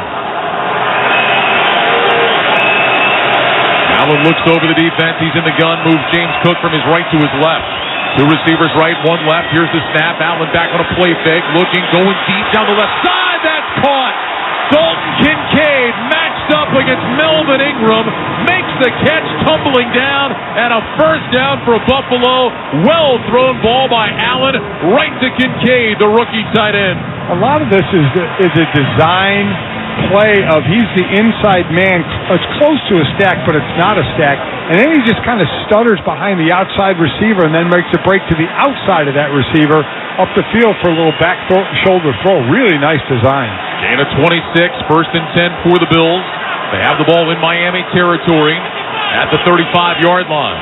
Allen in the shotgun, Cook to his right, 2 receivers right, 1 left. Here's the snap. Allen back to pass. He's looking. He throws short over the middle, caught by Cook. And he's down to about the Miami 31, gain of 4. David Long, Jerome Baker there on the stop. 2nd down play coming up for the Bills. 9:05 remaining in the game. I can't tell you how good those plays are. They seem like not huge plays, but again, for a defense, you stay on your heels at 2nd and 5. They're now taping Deion Dawkins' hand back up. Looks like he'll get back in the game, whatever they had to take care of. Looks like they did. Let's see when he gets back in. 2 receivers right, Diggs single man to the left. 2nd down and 6. Diggs in motion from left to right. Shotgun snap to Allen. Back to throw. Looks right. Taking a shot deep down the right side. Got Shakir inside the 10. Inside the 5 and shoved out of bounds. Kader Kohou knocked him out of bounds, but only after a gain of 29. 1st and goal, Bills. Another great play design of an inside receiver ending up to the outside.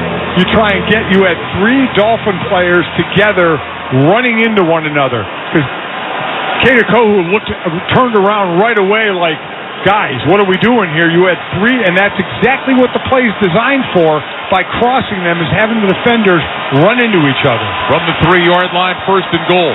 Allen under center, takes the snap. He'll hand it off to Cook, running left, and Cook is wrapped up around the ankles and dropped. Brandon Jones coming through again to make the ankle tackle. Loss of 2, back to the 5. It'll be 2nd down and goal. A lot of pressure on this Miami defense now to hold this to a field goal attempt. Or, we've seen Buffalo turn the ball over tonight. You pull one of those off or hold them to a field goal attempt. This is a lot on the shoulders of the Dolphins defense right now. 2nd down and goal from the 5-yard line. 14-14 game in the 4th quarter, 7:25 to go. Josh Allen in the gun, 3 receivers right, 2 to the left. Cook in motion from the right. Allen back on a play fake, throws short right. That one is caught, and diving to the end zone for the touchdown is Dawson Knox. Josh Allen finds Knox for a 5-yard touchdown, and the Buffalo Bills have taken a 4th quarter lead. 7:16 remaining. It's the Bills 20, the Dolphins 14, and the extra point try coming up. Buffalo finally cashes into the red zone. They've been doing this all the way down the field, Ryan. Inside receiver goes to the outside, and it makes the defender have to come over the top. In this case, it was Deshaun Elliott, the safety, and he couldn't get there in time. Dawson Knox with his 2nd touchdown catch of the year, 1st since week 2 against the Raiders. Tyler Bass sends the extra point through the uprights, and the Buffalo Bills have taken a 21-14 lead with 7:16 to go. You're listening to Sunday Night Football on Westwood One. It's game day at Jim's house, and the spread is impressive. Mike's already done some damage with the hot wings, and now he's dropping back and going deep for another slice of pizza. I sure hope he brought the Pepto. Mike knows the Pepto-Bismol provides fast 5-symptom relief from unexpected stomach upsets. He's no rookie. The way he's throwing back those nachos, he's the GOAT. Be ready for game day with Pepto-Bismol. When you have nausea, heartburn, indigestion, upset stomach, diarrhea. Use as directed. Keep out of reach of children.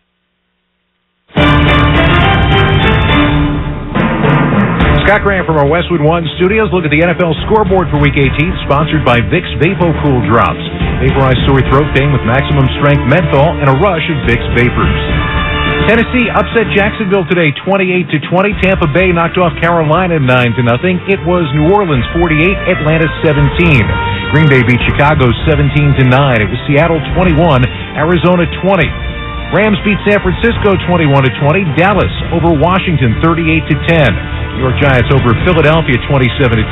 Detroit beat Minnesota 30-20. It was Kansas City outlasting the Chargers 13-12. Cincinnati knocking off Cleveland 31-14. Las Vegas over Denver 27-14, and the New York Jets beat New England 17-13. Your schedule for next weekend and Super Wild Card Weekend on Saturday. Our coverage begins at 4 p.m. Eastern Time. Cleveland at Houston, followed by Pittsburgh, Miami, or Buffalo at Kansas City. On Sunday, AFC 7 against AFC 2. Pittsburgh at Buffalo, Miami, or Buffalo at Miami. Then at 4:30, Green Bay at Dallas, 8 p.m. The Rams at Detroit. Our coverage on Sunday begins at 12:30. And then on Monday, our coverage begins at 7:30 Eastern Time on Westwood One. Philadelphia at Tampa Bay. We'll have more on all of this coming up when this one is done. Now back to Hard Rock Stadium with Ryan Radke and Mike Golick. All right, Scott, thanks very much. 7:16 remaining, and the Buffalo Bills have their first lead of the night. They're up 21-14 on Miami. Well, the Bills, all those missed opportunities in the first half, Mike, they have finally cashed in, and they have taken the lead up 7 with 7:16 to go, and Miami's got to find some sort of spark. This is Buffalo's time of the year. Since 2020, in December and January in the regular season, Buffalo is 18-2. That's number 1 in the league. They've averaged 30 points a game, number 1 in the league. They've allowed just 18 points a game. That's second. And Josh Allen has accounted for 54 total touchdowns. So this is their time to shine. And it wasn't for a while tonight. There was really that spark of that punt return for a touchdown that brought him back in this. Tyler Bass will kick it away. Braxton Berrios waiting a couple of yards deep in the end zone. End-over-end kick over the head of Berrios. And the Dolphins will start at the 25. By the way, Josh Allen just threw his second touchdown pass of the night. Allen now has thrown 2 or more touchdowns in 13 straight games against Miami. That's the longest streak in NFL history against a single opponent. 2 touchdowns, 2 picks tonight for Josh Allen. So with 7:16 to go, Dolphins take over at the 25. It is 1st and 10. Second half offense. Buffalo 152 yards. Miami 41. Tagovailoa in the gun. 3 receivers stacked to the right.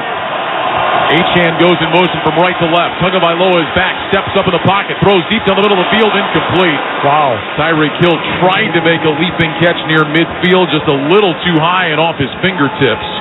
Terrell Bernard was in coverage, and that'll bring up second down and 10. Hey, he's made 2 of those tonight. That should have been a third.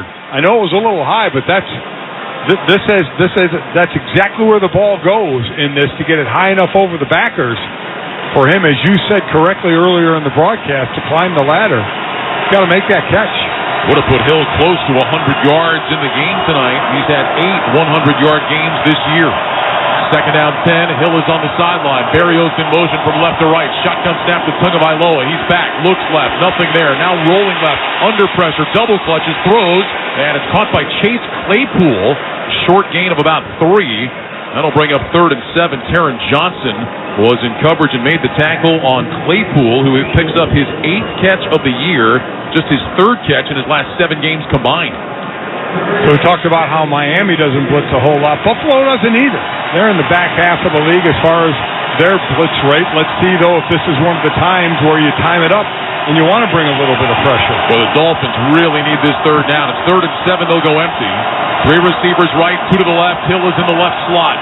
Tagovailoa looks left, looks right. Play clock at 3. Tua has the snap. Back to pass. Throws over the middle, and it's incomplete through the hands of Hill. It would have been a first down across the 40-yard line, but it snuck through the hands of Tyreek Hill. Micah Hyde was in coverage, and the Dolphins will punt again. Buffalo brought 6 on that one, but Tua knew exactly where he was going with the ball. I mean, that's another one. Right in the gut. Got to catch that one as well. That's 2 drops on this drive. Bailey will punt. Hardy is back deep to return, standing just inside his own 25. Bailey with a high kick. Hardy signals for a fair catch, and he's got it at the 25-yard line. And that is where the Bills will start after a 47-yard punt and no return. 10 seconds here for station identification. This is Westwood One, your home for Sunday Night Football. WFAN, WFAN FM, WFAN FM HD1, New York. Always live on the free Odyssey app. 6:14 to go in the 4th quarter. Bills 21, Dolphins 14. Buffalo will start this drive at its own 25, 1st and 10. And Mike, the Miami defense really needs a 3 and out. Yeah, they do, and this is what we talked about with Buffalo since week 10. They've averaged 35 carries a game, 158 yards on the ground, and that's what they were going to want to try and do here and control that clock. 2 receivers left and right. Josh Allen in the gun with James Cook to his left. Here's the shotgun snap. Allen back to pass. With time, checks it down, short right to Cook. Cuts back left to the 30-yard line. Now back to his right. And he's able to get to the 32-yard line. Nice job by Cook there. Stuck his foot in the ground. Emmanuel Ogbah made the tackle. I love their first down plays, Ryan. I love their first down plays. These little short passes, safe throws in the middle of the field, and they're getting 5, 6, 7 yards of crack on those. Gain of 6, second down and 4. Ball is at the 32-yard line of the Bills.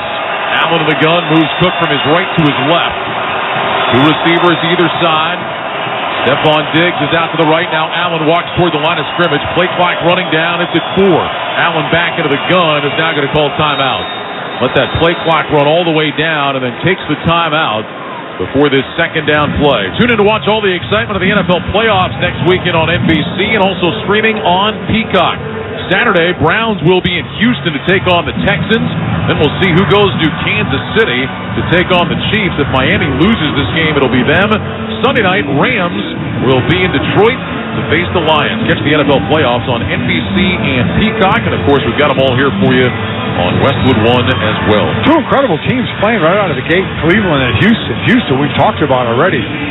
First-time play caller in Sloat, first-time head coach in Rhines, first-time quarterback in Stroud, and first-time in defender Will Anderson with 7 sacks against arguably the best, if not right there with Baltimore defense, with Cleveland on their fourth quarterback. I think Kevin Stefanski is the coach of the year. And if he's not, it's probably D'Amico Ryan. Probably D'Amico Ryan. That's exactly right. It's almost a shame one of these teams has to be out already.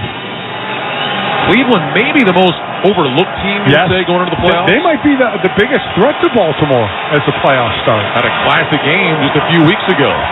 3 receivers left, 2nd down and 4. Here's a handoff to Leonard Fournette. And Fournette up the middle, gets in behind his offensive line, keeps those legs driving forward, and almost got the first down. They're going to mark him a yard short. Boy, he looked like he was maybe only going to get one, and then just kept pushing and pushing and pushing. He ends up getting 3. And now a 3rd and 1 coming up for Buffalo. As I said earlier, when I saw him on the field of pregame, the man's a tank, and then you get the O-line pushing as well. So now here you got Josh Allen again. Does he go under center? Or does he spread everybody out and take the snap? Oh, he's going under center, and he's going to get the push. David Edwards, extra offensive lineman of the game. Fournette lines up behind him, puts his hands on his hips. Allen barks out the signals. Now stands up, touches each side of his helmet. Play clock running down. Allen gets the snap, drives straight ahead. I don't know. This is going to be close. You know, everybody watches the ball. I watch the side judges run in, and they're running in, and he does not have it from where they were running in, because it doesn't matter where you think the ball is. It matters where those refs are running in and spotting it. He did make a last-second lunge with the ball, but I think the whistle had already blown. He's short. For sure, he is short. Well, if he is, right now the Bills' offense is staying on the field. There's no way they're running a play from there. They're going to measure. I don't know if the officials are doing this. The coaches have a right to ask for a measurement. I think, though, this might be Alex Kemp saying, hey, let's be sure it brings a chain out. Yeah. He is definitely short. They're going to stretch the chain out, and he is short. It's going to be 4th down.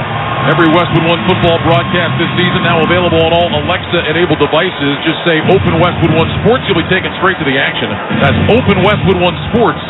So listen on Alexa. Offense is still on the field. Now, we did see Miami jump earlier in the game, so I think Buffalo will try and get him to jump. I would be absolutely stunned, though, in the analytics of today, who knows?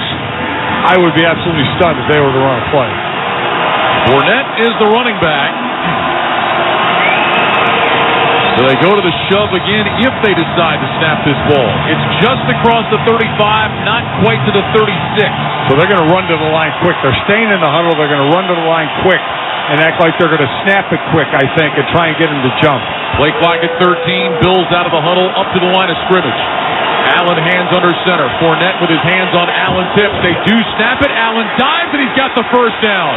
He moved left and then went airborne, and he's got the first down.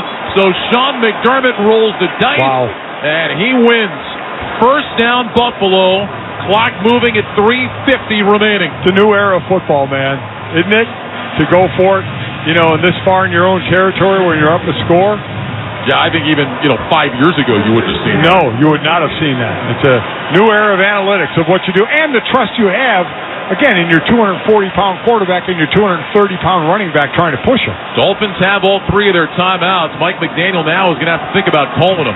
Allen goes under center with 2 receivers left. Extra offensive lineman of the game. Allen will hand it off. This is Fournette off the left side. Bounces off a tackle and dives forward for a couple of yards. And McDaniel will use that first timeout. After a gain of 2, it'll be 2nd down and 8 with 3:17 remaining in the game. Wow, what a play. What a gutsy play going again for home field next week. But that's putting trust in your guys, right? I mean, that play has been successful more times, maybe not as successful as the Eagles have run it, but it's been pretty darn successful for Buffalo. You know what else I think has helped coaches, Mike, is that's one of those plays where, let's say you don't get it, and after the game, somebody in the media says, well, why'd you do that? If the easy answer is, if we can't get half a yard, we didn't deserve to win. Yeah, you're right. That's very true. But I agree with you. 5 years ago, that's not happening. The punt team coming right. You may try and get him to jump, but you're putting that ball away and going to trust your defense. They did put 1 second back on the clock, so it's at 3:18 now. So they've been running the ball like this to control it, but I still think that 4 or 5 yard pass, it's a safe pass, it's an easy completion, and it keeps the clock running. 2nd down, 8. Bills have it at their own 39. Allen is in the gun. Diggs in motion from left to right. Here's the shotgun snap. Allen fakes, rolling left, pumps, backs up, now runs out to the left and slides down inbounds, chased by Zach Steeler. They'll give him a yard. McDaniel takes his second time out. Good job by Allen to stay inbounds. And Zach Steeler able to get him to slide down. Clock shows 3:11. They just put it to 3:12. It'll be 3rd and 7. Very smart. Very smart of him there, but I'm not... Again, I don't know why you get away from it. You've been getting, those short routes, you've been getting 4 yards a pop, 5 yards a pop. And it's right in the middle of the field. It's an easy pitch and catch, and the clock keeps running. I don't know why. 2 plays there, they didn't try it at least one time. Dolphins changing defensive personnel here before this 3rd down play. Now, they officially said no gain, I guess because Allen slid, and it's where you start to give yourself up. Exactly. And so they marked him right at the 39. So that actually ends up as a sack for Zach Steeler. There you go. 10.5 on the year. D-tackle. Yeah. 3rd down, 8. Allen to the gun, 3 receivers left. Shakir will go in motion to the right. 2 receivers each side. Allen in the gun gets the snap. He's back. And we've got a flag. It's a delay of game. Wow. Delay of game. Offense. 5-yard penalty. 3rd down. Boy, that's a mistake by the Bills. How is that possible? Coming out of a timeout. How is that possible? I mean, it's little mistakes like that. I mean, now, 3rd and what? 13? Yeah. You hoisting this one downfield for the 1st down, or you're going to throw a little short pass, a little screen, a little swing to try and get yards after the catch. You're going to launch one down. Allen in the shotgun. He's got Cook in the backfield with him. Knox is in the backfield as well. Knox to his left, Cook to his right. 2 receivers right, single man left, shotgun snap. Allen back, steps up in the pocket. Allen looking, tucks it, runs across the 40, breaks the tackle, 45, diving, and he got the 1st down. Josh Allen picks up the 1st down. There's a flag on the play. It's on the opposite side of the field. Looks like it might be against Miami. Not positive. Holding. Defense number 5. That's a 5-yard penalty from the end of the run. 1st down. Tack on 5 more, and Josh Allen, using his legs, picks up the 1st down. Miami with just 1 timeout remaining. Well, listen, you put it in the hands of your best player, and that's the guy who gets the snap, right? And when he gets ahead of steam going, he puts those shoulders down going forward. And he was looking over to the side as he was starting to dive of where that stick was. You could see him. What a smart play. Smart play before sliding, staying in bounds, and smart play there, knowing exactly where the sticks were. Jerome Baker, who made the big hit at the end of the 1st half, had a shot, couldn't bring him down. Christian Wilkins had a shot, couldn't bring him down. So now in Miami territory at the 46 with 3:04 to go, it's 1st and 10. Allen under center, has the snap, hands it off to Fournette, bouncing out to the left, and he's wrapped up by Ogba and brought down the line of scrimmage. Mike McDaniel will take his final timeout. With the clock showing 2:59, he will get the free stoppage at the 2-minute warning. So, I mean, look at the situation. Look where Buffalo is now.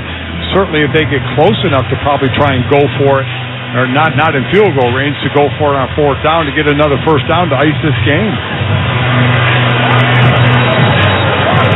2nd down coming up. So again, no more stoppage for Miami, as you mentioned, the 2-minute warning. So if Miami can't hold them, they should be able to get the ball back with horrible field position if they can stop them here. Well, let's not forget, though, too, the Bills are not that far from field goal range. No, they are not. Right, we talked about this earlier when I couldn't do math. The 40-yard line would get them positioned for Tyler Bass's career long. Well, math is hard. Yes, it is. 2nd down and 11, 3 receivers right, 2 left.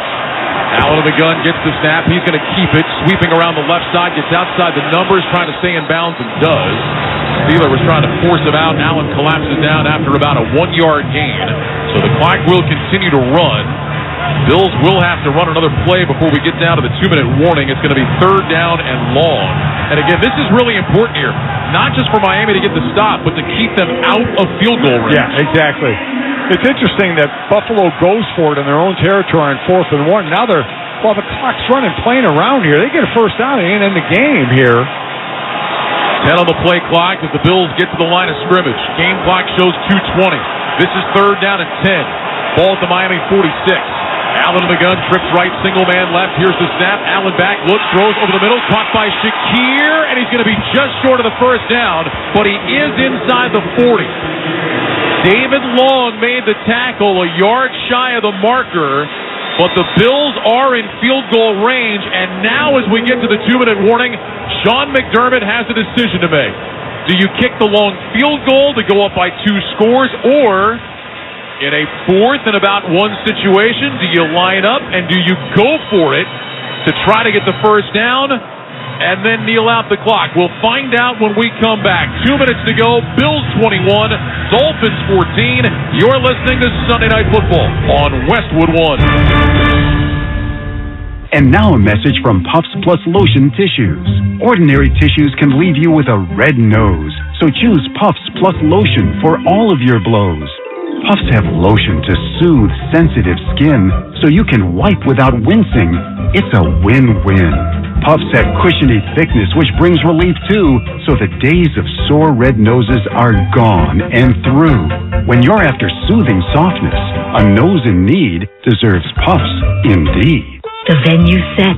Families coming in from all over. It's their quinceañera. With all the excitement, it may be easy to overlook COVID-19. It's still a risk, and that's why it's muy importante to get this season's COVID-19 shot ahead of time. It helps protect against COVID-19, which can cause severe illness and hospitalization.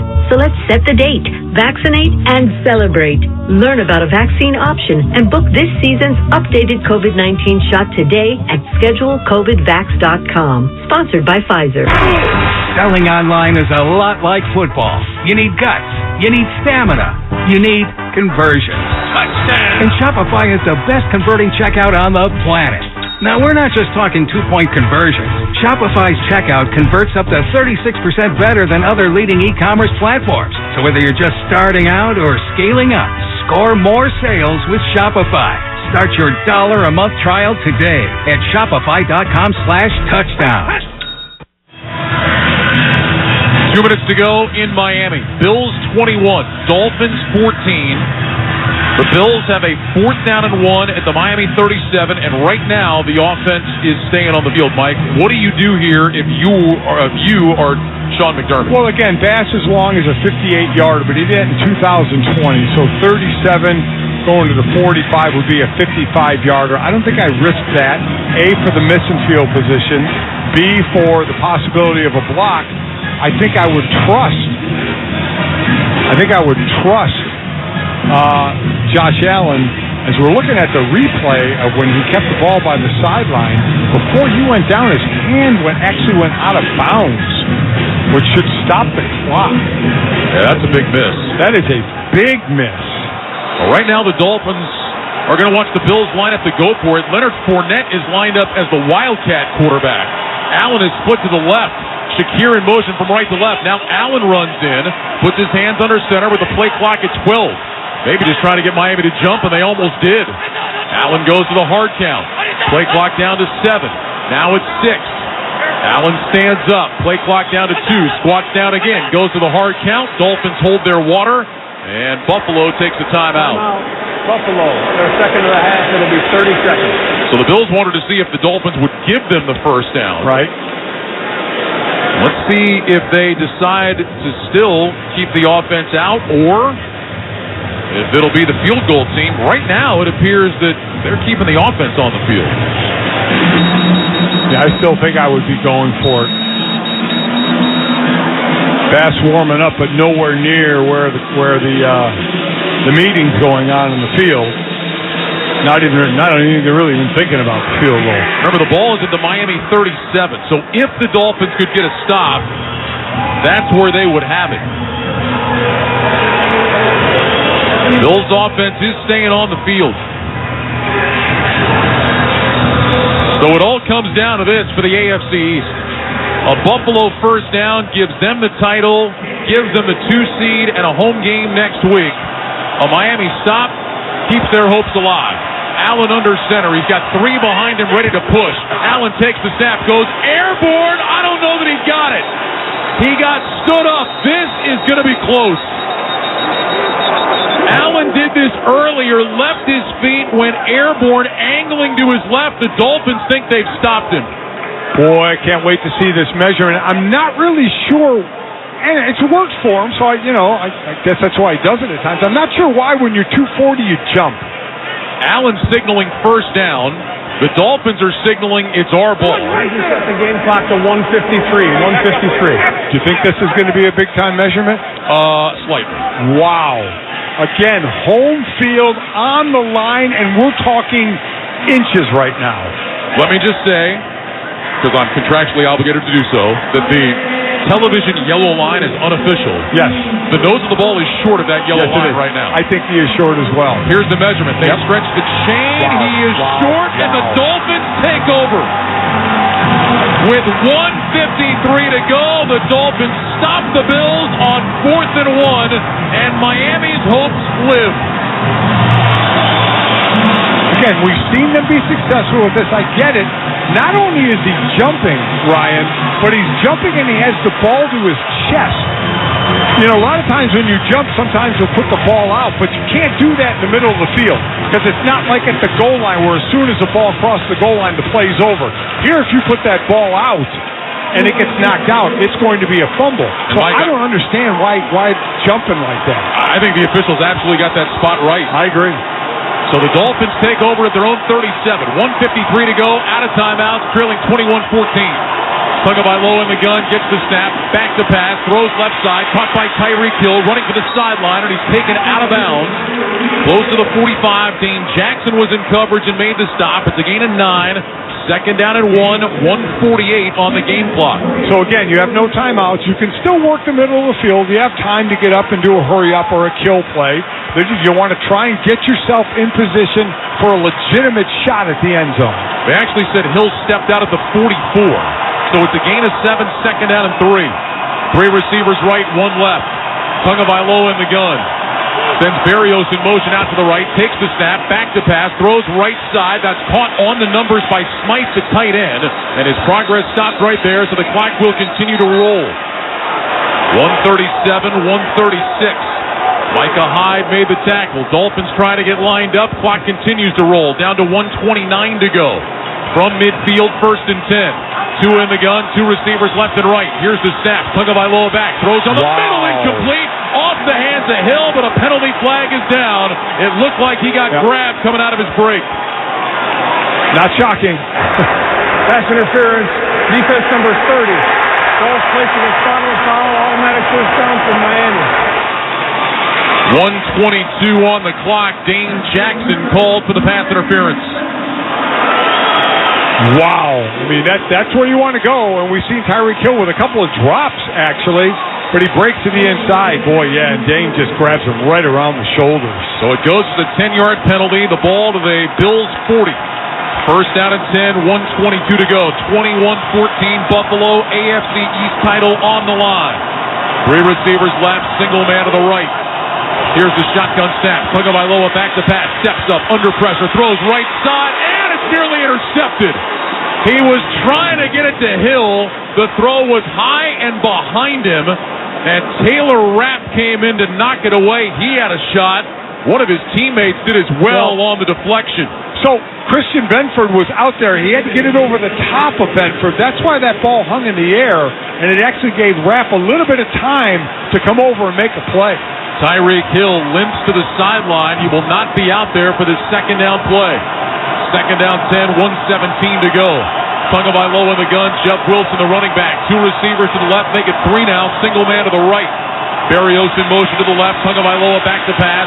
Looking, throws left sideline. Intercepted! It's picked off by Taylor Rapp, and that'll do it. The Buffalo Bills are going to win the AFC East. They will be the 2 seed in the playoffs. Taylor Rapp seals it with an INT of Tagovailoa. Taylor Rapp's coming up to Gimpy on that play as well. He's back down. Just a poor decision by Tua. 2 defenders over there, and it looked like Rapp was the one running the route. It was Chase Claypool, I believe, he was trying to get the ball to, and way outside of it. And again, it looked like Rapp was the one running the route. Just a poor decision and a bad throw by Tua when it counted. First interception of the year for Taylor Rapp, the free agent from the Rams. And And the Buffalo Bills are now 1-13 away from their fourth consecutive AFC East title. First time they've done that since they did it from 88 to 91. They are going to be the 2 seed in the playoffs. They will have the Pittsburgh Steelers coming to Western New York next week, and the Miami Dolphins are going to have to go on the road to Kansas City. They will fall all the way to the 6th seed. A Dolphins team that seemingly had this division wrapped up just a few weeks ago, and now will have to go on the road for the first round of the playoffs. And how many times this year have we basically counted out Buffalo saying, boy, they just don't look good. You know, they're just very inconsistent. And here they are, winning it consecutive years, like you said, 4 times. And before that, it had been New England forever. The last time Miami won a division title was 08. As I mentioned, that pass was to Chase Claypool. He came in for Tyreek Hill, who went limping off the field. Josh Allen lines up under center and will drop to a knee. He'll have to do it one more time to make it official. All the members of Bills Mafia that made the trip are on their feet celebrating.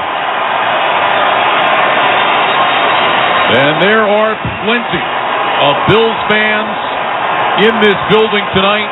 The Buffalo Bills domination of the Miami Dolphins continues. This will be their 10th win in their last 11 regular season games against Miami. They'll go to 13-2 against the Dolphins under Sean McDermott. Josh Allen takes the snap, drops to a knee. That's it. The Buffalo Bills are AFC East champions again. For a 4th straight year, Buffalo claims the division.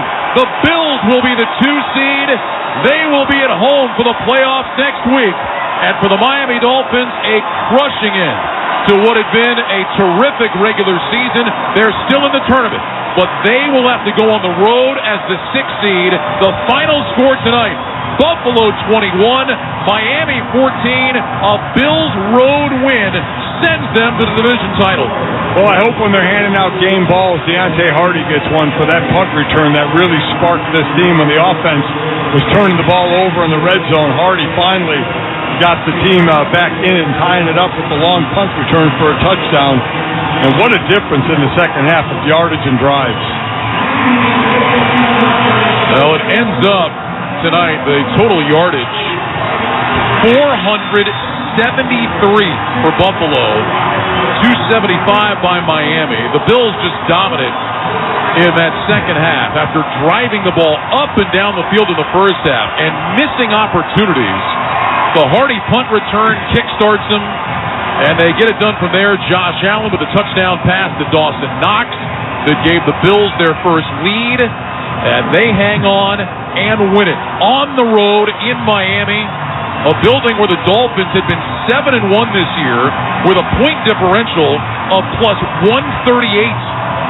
But they go down here tonight, falling to Buffalo by a score of 21-14.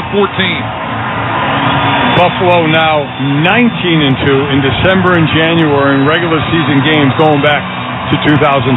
That is just dominance at the end of the year when you need it the most. Yeah, 14 straight. Let's go down to the field where Dalton Kincaid, the Bills tight end, joins us. He had 7 catches for 84 yards tonight.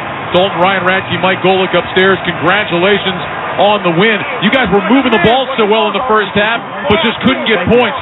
What changed for you in the second half, and how did you stick with it when things weren't going your way? We were moving the ball. It was just really, executing, unwavering belief through this whole team, this whole season. Just feels really good right now. Dalton, talk to me about the game plan a bit. I love a lot of first down calls, spreading the ball out, just picking up that 4 or 5 yards on passes to make it a manageable second down. Yeah, we always talk about just staying in the green. And I feel like we were able to do that a little bit tonight. Just getting the ball going and getting down the red zone. Now, how about you? The rookie record for tight ends for receptions now? You're a rookie in this league. Game's not too hard, huh? It's fun. It's a lot of fun, especially when you're playing with Josh Allen and all the guys in this team, offense, defense, coaches. Dalton, you guys, I know this is your rookie year, but the Buffalo Bills have had a lot of success against the Miami Dolphins. Does it help when you're in a game like this? I mean, you've faced these guys, you've beaten these guys before. Do you get that sense that your team has that confidence because of what's been accomplished? Yeah, it's hard to beat a team twice, and this is a very good team. Obviously they've had a lot of success this year, but Bills Mafia showed out, made it feel like a home game a little bit, and the defense helped us out a lot today. Well, now you get a home game next week in front of all of Bills Mafia to play the Pittsburgh Steelers. So talk about that feeling. There's no place like playing at home, so it's going to be a lot of fun. I know Bills Mafia is going to show out. Can't wait for it. Dalton, congratulations on the win. Congratulations on the AFC East title. Good luck in the playoffs. Thanks very much. Thank you. Appreciate it. Dalton Kincaid, the rookie tight end for the Bills. Boy, a big part of what Buffalo has done this year. He had 7 catches for 84 yards tonight, and the Buffalo Bills are AFC East champions. They come to Miami and beat the Dolphins 21-14. When we return, Scott Graham rejoins us from our studios with the postgame report. You're listening to Sunday Night Football on Westwood One. Your morning shave with Barbasol is a time for self-reflection. Look in that mirror and ask yourself, can I make a real difference in this world? Of course you can. Just not today. There's football on. Barbasol. It's a can of can-do. Football is a game of inches, and while we've advanced the ball down the field, our efforts to achieve equality are still far from the goal. But we are in it for the long haul. For years, P&G has used its voice to shine a light on inequalities and bias, and through sustained and meaningful actions, change is being made. P&G is dedicated to improving the future of boys and men of color, supporting the success of black women entrepreneurs, expanding efforts that will improve the child care industry in the U.S., and much more. So we invite you to join us and take action to ensure the home field advantage is everyone's advantage. Go to pg.com/takeonrace to learn more. Read, watch, donate, and engage in the quest for a more equitable world for everyone.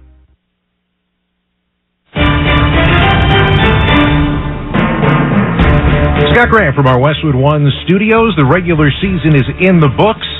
The postseason now lays out in front of us as the Dolphins and the Bills play game number 272 in South Florida, and a game that had meaning tonight because it was for the division championship. Bills found out earlier in the day that they were in the playoffs. Dolphins already knew they were there, but winner of this game would win the AFC East, something the Bills had done 3 times in a row, and Dolphins hadn't done since 2008.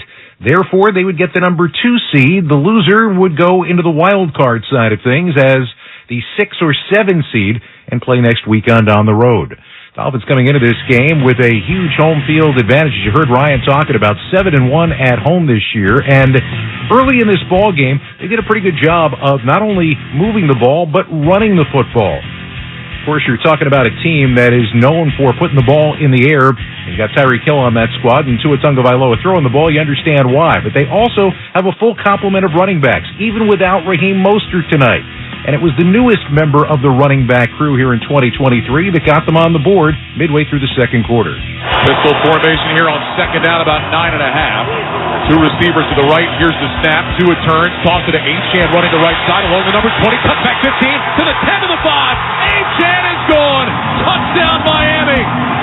Devon Achane takes it around the right side for a 25-yard touchdown run, and the Dolphins have taken the early lead. 8:51 to go in the second quarter.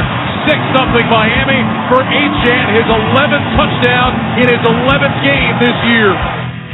Young man was absolutely electric when healthy this year. You wonder what the year would have been like had he been able to play the full season. Extra point was good. Miami wins up on top by a 7-0 score with 8:51 to go till halftime. Buffalo's biggest problem in the first half was not holding the ball and moving the ball. It was holding onto the ball when they got into the red zone. Josh Allen got picked off twice in the end zone in the first half of this ball game as Buffalo figured out a way to try to score. Well, on the drive after Achane's touchdown, they went 7 plays and 75 yards, and with a hand in the way, it almost looked for a moment like it could be number 3, but it turned out to be Buffalo's first score of the game. Allen wants the shotgun snap. He's got it. Takes the handoff. Fires over the middle. Pass batted high in the air. It's caught. Back in the end zone by Sherfield. Touchdown Bills. The pass got batted high in the air, and Sherfield underneath the goalpost set his feet, leaned out of bounds, made the catch and dragged his toes, and the Bills are within 1. Perfect description of a spectacular catch by Sherfield in the back of the end zone. The Bass extra point was good. The game tied at 7 with 4.5 to go until halftime. Now the Dolphins answered that immediately with a 9-play, 75-yard drive of their own. And inside the 2-minute warning, Miami retook the lead. Pistol formation, 2 receivers left, 1 to the right. Durham Smythe goes in motion to the left, low snap, handled by Jewett, throws right, caught by Tyreek Hill, touchdown Miami. The quick throw to Tyreek, who celebrates with a cartwheel and a flip. 3-yard touchdown pass, and the Dolphins back in front of 13-7 late in the second quarter. 1:43 to go till halftime with the extra point of 14-7 lead. Josh Allen, though, was right back at it again and ended up bringing his team straight down the field. Actually, threw what could have been a touchdown pass, but James Cook dropped it in the corner of the end zone. So they were still trying to figure out a way to get to the end zone out of timeouts. They had an opportunity still with a first down play that was sitting in front of them from the 10-yard line. They had 10 seconds to work with, but no timeouts. Where do you put the ball? Well, you're generally supposed to put the ball in the end zone, not short of the end zone. This time, Allen went short, and it cost him. Allen has a shotgun snap. He's back to pass. Steps up, looking, fires over the middle. That's caught right around the 1. Ty Johnson is brought down. Bill's trying to get lined up, and they're not going to get a snap off. The clock hits 0, and Buffalo gets nothing. They threw over the middle. Ty Johnson made the catch, but he got cracked right around the 2, and time runs out of the Bills. Miami will go to the halftime locker room with a 14-7 lead. Credit Jerome Baker, just back off IR, who made that hit. Had to be a frustrating first half for Buffalo, going to the locker room down by 7. They had dominated a good part of the second quarter of this ball game, and that domination continued into the third, which, like the first quarter, produced no points. But Buffalo was moving the ball and holding the ball. Before all was said and done tonight, they almost doubled up Miami in terms of time of possession, but they still hadn't gotten into the end zone.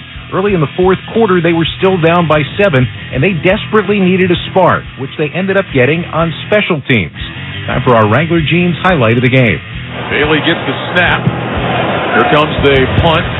A spiraling kick, backing Hardy up all the way to the 5-yard line. Hardy starts left, cuts right across the 10, over the 15-20, over the 25-30, 35-40, down the numbers on the left side. Deontay Hardy is gone. 20, 15, 10-5, touchdown Buffalo. 95 yards for Deontay Hardy, a punt return touchdown, and it brings Buffalo to within 1. A booming punt from Bailey that sent Hardy back to the 5. He made a couple of quick moves, cut to his left, went racing down the numbers, untouched, all the way to the end zone. And the extra point can tie the game. Officially 96 yards, the longest punt return for a touchdown in Buffalo Bills history. And the highlight of the game, sponsored by Wrangler. 75 years of history and still blazing trails. Check out Wrangler.com today to discover new styles and all the latest denim trends. Wrangler, for the ride of life. That extra point was good, and we had ourselves a brand new ball game with 13:42 left to go in South Florida. Bills defense held. Dolphins were forced to punt on their ensuing possession, and that's when Buffalo set about the business of getting down the field to try to take the lead in this game. On an 8-play, 74-yard drive, with Josh Allen controlling once again the tempo, the ball, and as it turned out when he found his tight end, the outcome. Josh Allen in the gun, 3 receivers right, 2 to the left. Cook in motion from the right. Allen back on a play fake, throws short right. That one is caught, and diving to the end zone for the touchdown is Dawson Knox. Josh Allen finds Knox for a 5-yard touchdown, and the Buffalo Bills have taken a fourth quarter lead. 7:16 remaining. It's the Bills 20, the Dolphins 14, and the extra point try coming up. Buffalo finally cashes into the red zone. So with the extra point, it was 21-14 with 7:16 left to go. When the Dolphins were forced to punt it away once again, Buffalo had an opportunity. Of course, they had that opportunity with more than 6 minutes left to go in the game, but they set about on a drive that killed more than 4 minutes of clock. They did so with Josh Allen leaping on a 4th down and short from his own territory. They did it with Josh Allen pinballing off tacklers on a 3rd down and 13 that he converted. Then they were in Dolphins territory, and as we were around the 2-minute warning of this ball game, there was a decision that had to be made by Sean McDermott. Another 4th down and short. It would have been a long field goal attempt, better than 55 yards. They elected to go for it on 4th down, and Allen, leaping, did not extend the football and came up short, turning it over to Miami on downs with less than 2 minutes to go and no timeouts remaining. Tua Tagovailoa got his team going immediately with a pass to Tyreek Hill. Also got a pass interference call. They were in Miami territory with a shot to try to tie the game. It was time for the Bills defense to try to stand tall. Tagovailoa in the gun. Jeff Wilson, the running back. 2 receivers to the left, make it 3 now. Single man to the right. Berrios in motion to the left. Tagovailoa back to pass. Looking, throws left sideline. Intercepted! It's picked off by Taylor Rapp, and that'll do it. The Buffalo Bills are going to win the AFC East. They will be the 2 seed in the playoffs. Taylor Rapp seals it with an INT of Tagovailoa. 21-14, the final score. There is no doubt Josh Allen is always entertaining, including to the tune of 426 yards of total offense tonight. A couple of touchdowns, a couple of interceptions, a couple of moments, but this was an entertaining end to the regular season as the Bills win the AFC East for the 4th straight time. Scott Graham in our studios with more on tonight's game. Let's rejoin Ryan Radke and Mike Golick at Hard Rock Stadium. Guys? All right, Scott, thanks very much. The Buffalo Bills come from behind. They never led until that final touchdown, and that was enough. They made it stand up, a 21-14 win for the 4th straight year. The Bills are AFC East champions, and they will be the 2 seed in the playoffs while Miami drops down to that 6 seed, and they will have to go on the road. And we saw a little bit of everything in this game, Mike. I mean, we saw Buffalo move the ball. We saw them miss opportunities. We saw a Dolphins offense completely short-circuit in the second half, and give credit to the Buffalo defense for that. But Miami just couldn't get going after halftime, didn't score in that second half. And Buffalo, despite all the mistakes and missed opportunities, they still find a way to win. Well, it just seemed like for Buffalo it was right there, right? They were moving the ball. They had outgained Miami in the first half and really outgained them big time in the second half. So they were moving. They were killing themselves. Right, I mean, Josh Allen, a couple of bad interceptions in the end zone. He gets stripped on a pass as well for a sack, fumble, and recovery by Miami. So they were really their own worst enemy because they were moving the ball. Then again, Deontay Hardy has that monster punt return inside his own 5-yard line and takes it the distance. All of a sudden, you breathe life and say, okay, we're back to, it's 14-14, we're back to an even game, and got to make a move. And this is where then Buffalo kind of took charge from there with some mistakes, a couple of drops, really, by Tyreek Hill, and then he goes limping off the field at the end on the play where Buffalo is able to seal it with an interception. Allen 30 of 38, 359 yards, 2 touchdowns, and 2 picks. Khalil Shakir was the leading receiver, 6 catches, 105 yards. Stephon Diggs did get involved. He's been kind of quiet, but he had 7 catches for 87 yards tonight. Allen was the leading rusher. He had 15 carries for 67 yards. Meanwhile, Tua Tagovailoa, 17 of 27, 173 yards, a touchdown, and a couple of picks. Devon Achane, 10 carries, 56 yards, and a touchdown. Tyreek Hill, 7 catches, 82 yards, and a touchdown. But as you mentioned, Hill had a couple of drops in this game, uncharacteristic for him, and did limp off, was not on the field for that final pick that was thrown by Tua Tagovailoa, and Buffalo comes out on top. By the way, Tyreek Hill finishes the season with the lead, the NFL receiving lead, 1,799 yards. He is 1 yard short of becoming the 7th player in NFL history to have an 1,800-yard receiving season. And it's amazing when you have so many great plays and he led the league in so many things, but you have a couple of drops, and those are the things you remember. Those are players. I think athletes always remember the bad that sticks in their craw more than the good. We know he's the best, if not the best in the team picture of best receivers in the league, but it's when you're counted on and the ball's there for you and you don't make those plays that really stick with you. All right, time to select the progressive drive of the game.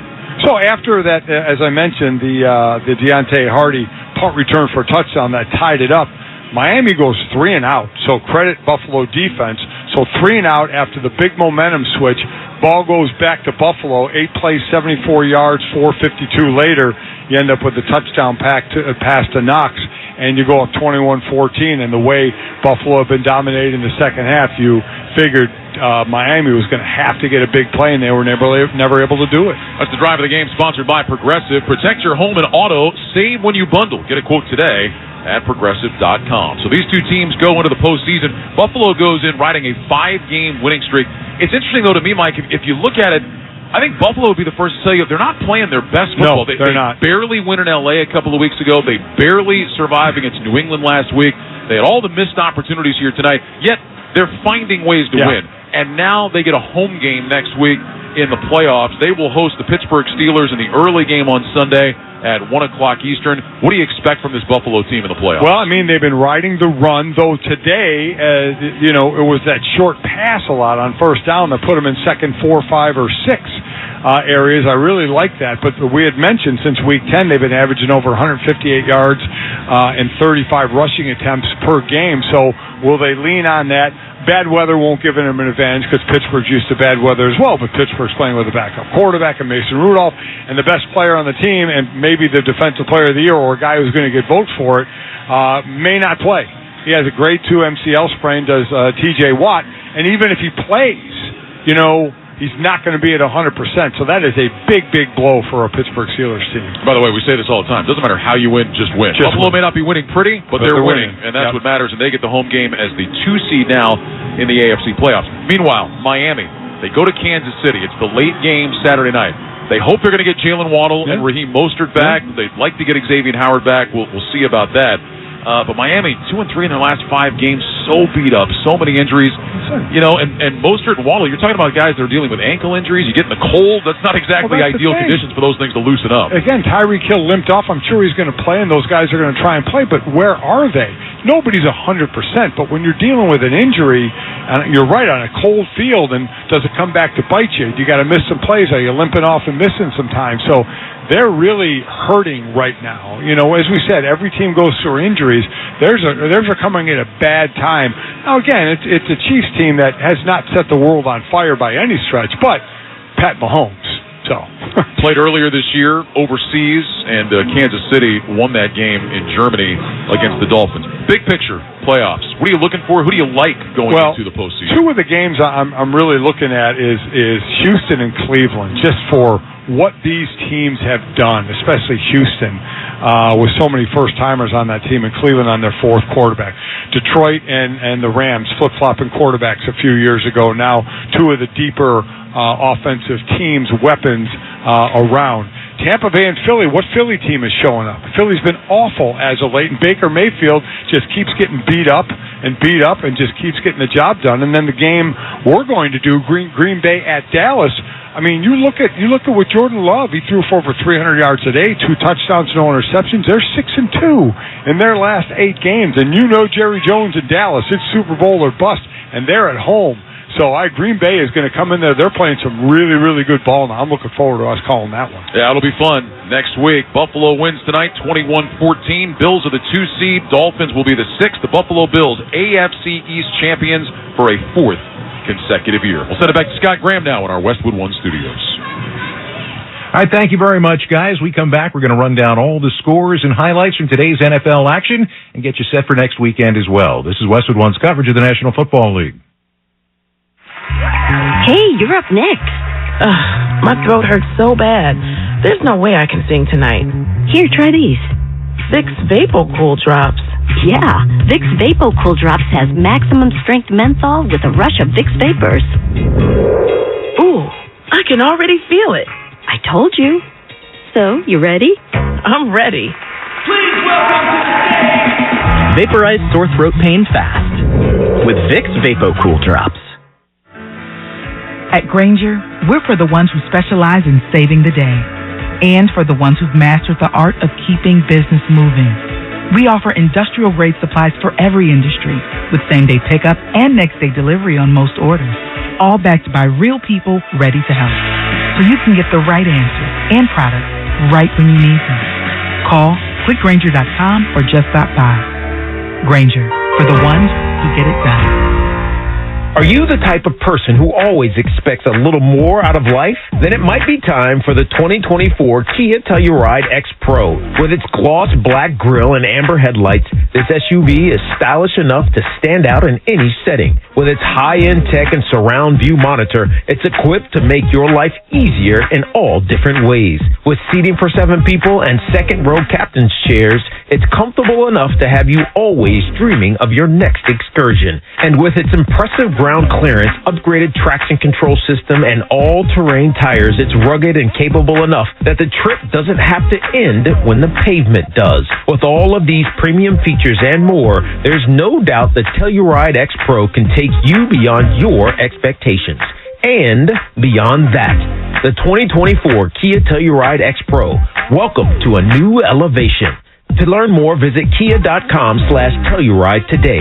Kia, movement that inspires. Are you the type of person who always expects a little more out of life? Then it might be time for the 2024 Kia Telluride X Pro. With its gloss black grille and amber headlights, this SUV is stylish enough to stand out in any setting. With its high-end tech and surround view monitor, it's equipped to make your life... Wraps up the playoff seedings. How did we get there? Well, it started early in the day today. One of the big games was Jacksonville at Tennessee. Jaguars coming in for a second straight season in a Week 18 battle with the Titans trying to win a division title. They did it last year and played in the divisional playoffs. Trying to do it again today, well, that was not an easy thing to do. Ryan Tannehill was the starting quarterback. Derrick Henry playing in what very well could have been an emotional game for him as possibly his last game as a Tennessee Titan. Tennessee, a team that's been offensively challenged at times, put up 21 points in the first half. Jacksonville had a couple of mistakes, a couple of near misses. They kept them behind all day long. They had a near miss near the goal line midway through the fourth quarter on a touchdown with a 2-point conversion that could have tied the game. They had one more try at it late in the fourth quarter to try to keep their season alive. Fourth down play. Ernest Johnson, the running back. Shotgun. Titans showing blitz. They come again. He drops. Fires left side way too high. Incomplete. Evan Ingram was way well covered. The ball goes over on down. The Titans will take a knee a few times, and the Jags will be turned away here at Nissan Stadium. That sounds like Christmas morning and no fire truck under the tree. Frank Frangie with the call on the Jaguars radio network. You can understand the disappointment. Jags looked like a team that very well could make waves in the playoffs, but that 4-game losing streak and ending the season losing 5 out of 6 as Tennessee beats them 28-20 today. Trevor Lawrence, of course, also disappointed. It hurts. It hurts to not be able to finish, and we look at where we were at one point in the season and just finished really, really poorly and kind of, gave it away. So there's so many things you look at, and it's disappointing and frustrating, and we have a lot of really great players, and I think we have the potential to be a great team. We didn't finish the year that way. I think we were headed towards that halfway through the season, and for whatever reason, just didn't finish well. Disappointed as the Jaguars touched off a celebration in other places. Houston became the winner of the AFC South, and Buffalo and Pittsburgh both were guaranteed spots in the playoffs. Now about Derrick Henry. Guy coming into the game as Tennessee's all-time leader in rushing touchdowns and scrimmage touchdowns, ran for 153 yards and a score today. He addressed the crowd after the game, talking about his great time in Nashville, and then he addressed the media. Yeah, it was definitely fun. Feel like the old days again. This was a great way to go out, especially against a division opponent, an opponent that I grew down the street, watching and looking at and following as a kid growing up. So it's kind of all full circle. Which is great that we were able to finish with the win and finish with class, like Coach said. Tennessee wraps up 6-11. We'll see where Derrick Henry ends up next year. Jacksonville finishes their season at 9-8. Tampa Bay finished their season at 9-8 as well, and that was enough to clinch the NFC South. They failed in the ability to do it at home against New Orleans last week, and today they couldn't get into the end zone, but they did figure out a way to get 3 field goals from Chase McLaughlin. That was enough while they were shutting out Carolina at Bank of America Stadium for a 9-0 victory. That means the NFC South title for a 3rd straight year. Tampa Bay has made the playoffs 4 years in a row. They're the only NFC team to do that. Baker Mayfield threw for 137 yards today. He understands that right from the beginning of this year, people were underestimating them, but he doesn't mind. We have a locker room full of guys that are comfortable being counted out. When we're most comfortable. So, just all we wanted was a chance to get in, and now we're here and got to handle it the right way. Bryce Young, not quite sure what this season meant exactly to him. He threw for 94 yards and lost a fumble today. Carolina finishes the season at 2-15. They would be the number one pick, but they traded that away to the Chicago Bears. So, with Tampa Bay winning, New Orleans and Atlanta, it didn't mean much. It did throughout the game, and New Orleans showed a lot of offensive fight today against the Atlanta Falcons. Whoever won this game, if Tampa Bay lost, was the division champ. They never got that opportunity. New Orleans beat Atlanta today, 48-17. Derek Carr throwing 4 touchdown passes on the day today, and New Orleans finishes their season at 9-8. Now, 17 points in the fourth quarter, including 1 touchdown late, did not sit especially well with Arthur Smith. As he was watching his team finish 7-10 on the year, he had an exchange with Dennis Allen on the field that was quite fiery after the game.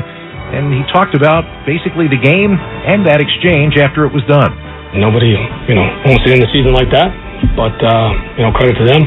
They made the play certainly the second half, got out of hand. You can do whatever you want. I just gave them my opinion about it, but it doesn't take away the fact that they beat us. And that second half, they took advantage of our turnovers and they hit some shots.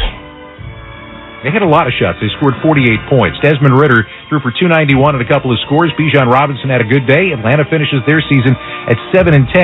They've only had one winning season since they lost Super Bowl 51. Green Bay was at home today against their longest rival, the Chicago Bears. What did they need? They needed a win, and they were into the NFC playoffs. Jordan Love heard a lot from a lot of critics early in the season, but is playing a lot better in the second half of the season and played well enough today to put his team in position. Down to 2. Here's the snap. Love throws over the middle. Got his man inside the 5. Reaching for the end zone. Touchdown. Dontavian Wicks beating Tyler Gordon on a slant off the left side.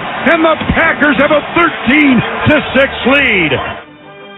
That's Wayne Larrabee on the Packers radio network. Green Bay taking the lead in the game, and their defense was enough to hold off a very pesky Bears team and win it by a score of 17-9. So Green Bay clinches the number 7 seed in the NFC. Jordan Love threw for that 316 and 2 touchdowns. Afterwards, Matt LaFleur talking about his quarterback. His ability to stay even keel, to battle through adversity, to lead our team. He did an outstanding job, and he's been doing it. I think he's certainly proved himself over the back half of the season. I don't think there's many questions left, to be honest with you. He's just got to continue to do what he's been doing and show up each and every day with that same mindset. And I think, great things are in store for him. Justin Fields finished 11 for 16 for 148 yards. Bears finished 7-10, but with that trade with Carolina, they've got the number 1 pick, and they've got some decisions to make coming up in the offseason. Seattle thought they were playing for the possibility of a playoff spot while Green Bay was playing. If Green Bay fell, then Seattle got the opportunity to slide into that number 7 seed.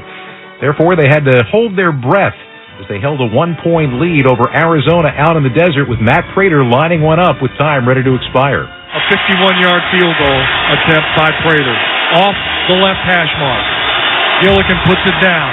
Kick is away, and the kick is no good! No good!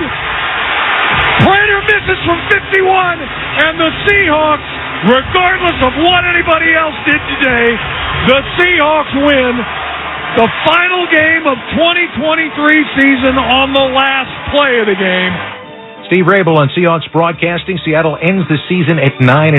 Geno Smith threw for a couple of scores on the day today. DK Metcalf had 1 catch for 10 yards, but Tyler Lockett ended up getting the go-ahead score and 2-point conversion in the fourth quarter. Kyler Murray threw for 262 and a touchdown. He had 33 yards on the ground. James Conner, what a great end of the season he had. 149 yards rushing, including a touchdown. Arizona finishes at 4-13 on the year. And the Rams got a late score at Levi's Stadium in Santa Clara today to knock off San Francisco. Now, the Rams were already in the playoff field. San Francisco is the number 1 seed, so a lot of regulars weren't playing. But Carson Wentz was. He threw 2 touchdown passes in his first action in 2023 and had a 12-yard score late to get them to within 1 point. Then the 2-point conversion put the Rams up over the top as they win it 21-20. Puka Nacua, 4 catches, 41 yards. That means the NFL rookie record with 105 catches, the NFL rookie record with 1,486 receiving yards. and the Rams clinching the number 6 seed. Sam Darnold got the start in this one. He lost a late fumble in this game. Once again, not a lot of regulars playing much time for the Niners. They finished their season at 12-5, and they sit in a very good spot as the number 1 seed. So your seedings in the NFC: San Francisco is 1, Dallas 2, Detroit 3, Tampa Bay 4, Philadelphia 5, the Rams 6, and Green Bay 7.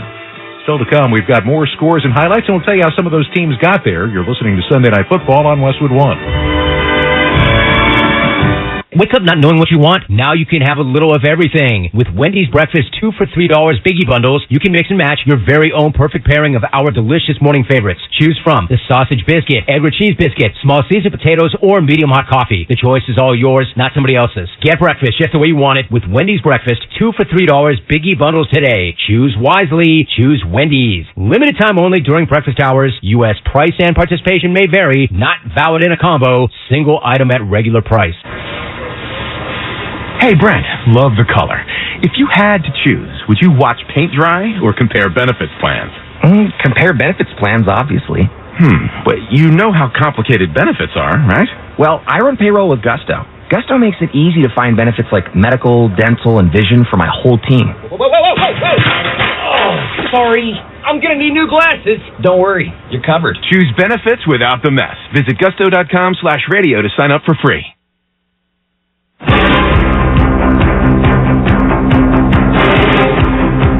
Back of a Sunday Night Football post-game show after Buffalo's victory over Miami. Earlier today, Dallas was trying for a division title, and they were trying to do it on the road. Best record in the NFL at home, but just 3-5 on the road, and doing it against a rival in the Washington Commanders. They actually trailed in this game 10-7, but Dak Prescott was not going to let that happen today. Dallas went on a run and blew out Washington the rest of the way, scoring 31 unanswered points and winning by a score of 38-10. Prescott throws 4 touchdown passes on the day. Tony Pollard had a touchdown, and CeeDee Lamb, 13 catches, 2 receiving scores on the day. Also, Deron Bland had his 9th interception, the NFL's leader. And guess what? Brandon Aubrey had a field goal blocked. He had been 35 for 35 coming in. Nonetheless, Dallas at 12-5, the division champ in the NFC East. Dak Prescott, a happy man. The latter part of the year had that stretch there where we didn't handle it the way we would have liked to handle it, losing a couple of road games back-to-back, but getting back home, winning that one, we knew it was important to come back on the road, finish the division, being a road game, understanding what we've been through on the road, and in a big game to win the division, secure the 2 seed, and make sure that we finish things in our way to our expectations and to our standards. And proud of the guys, proud of the locker room, coaching staff, everybody, organization of doing just that.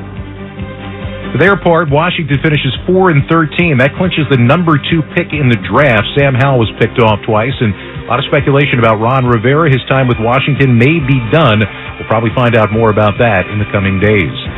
With Dallas winning, that meant that Philadelphia did not have an opportunity to win the division title. It also meant 19 seasons now. The NFC East has not had a repeat division champion. Last year it was the Eagles. Earlier this year, they looked like they were going to be that again at 10-1. Trust me, the Eagles right now don't look anything like that. Taylor back to throw. He's under pressure. He skates to his left now. Pitches it for Slayton. He's to the 10, to the 5, in for the touchdown. Tyrod at the last second just threw it out to Slayton, who was wide open. Darius Slayton's 4th touchdown catch of the season. And with 1:47 to go in the half, the Giants are taking it to the Eagles. It's now 23-0.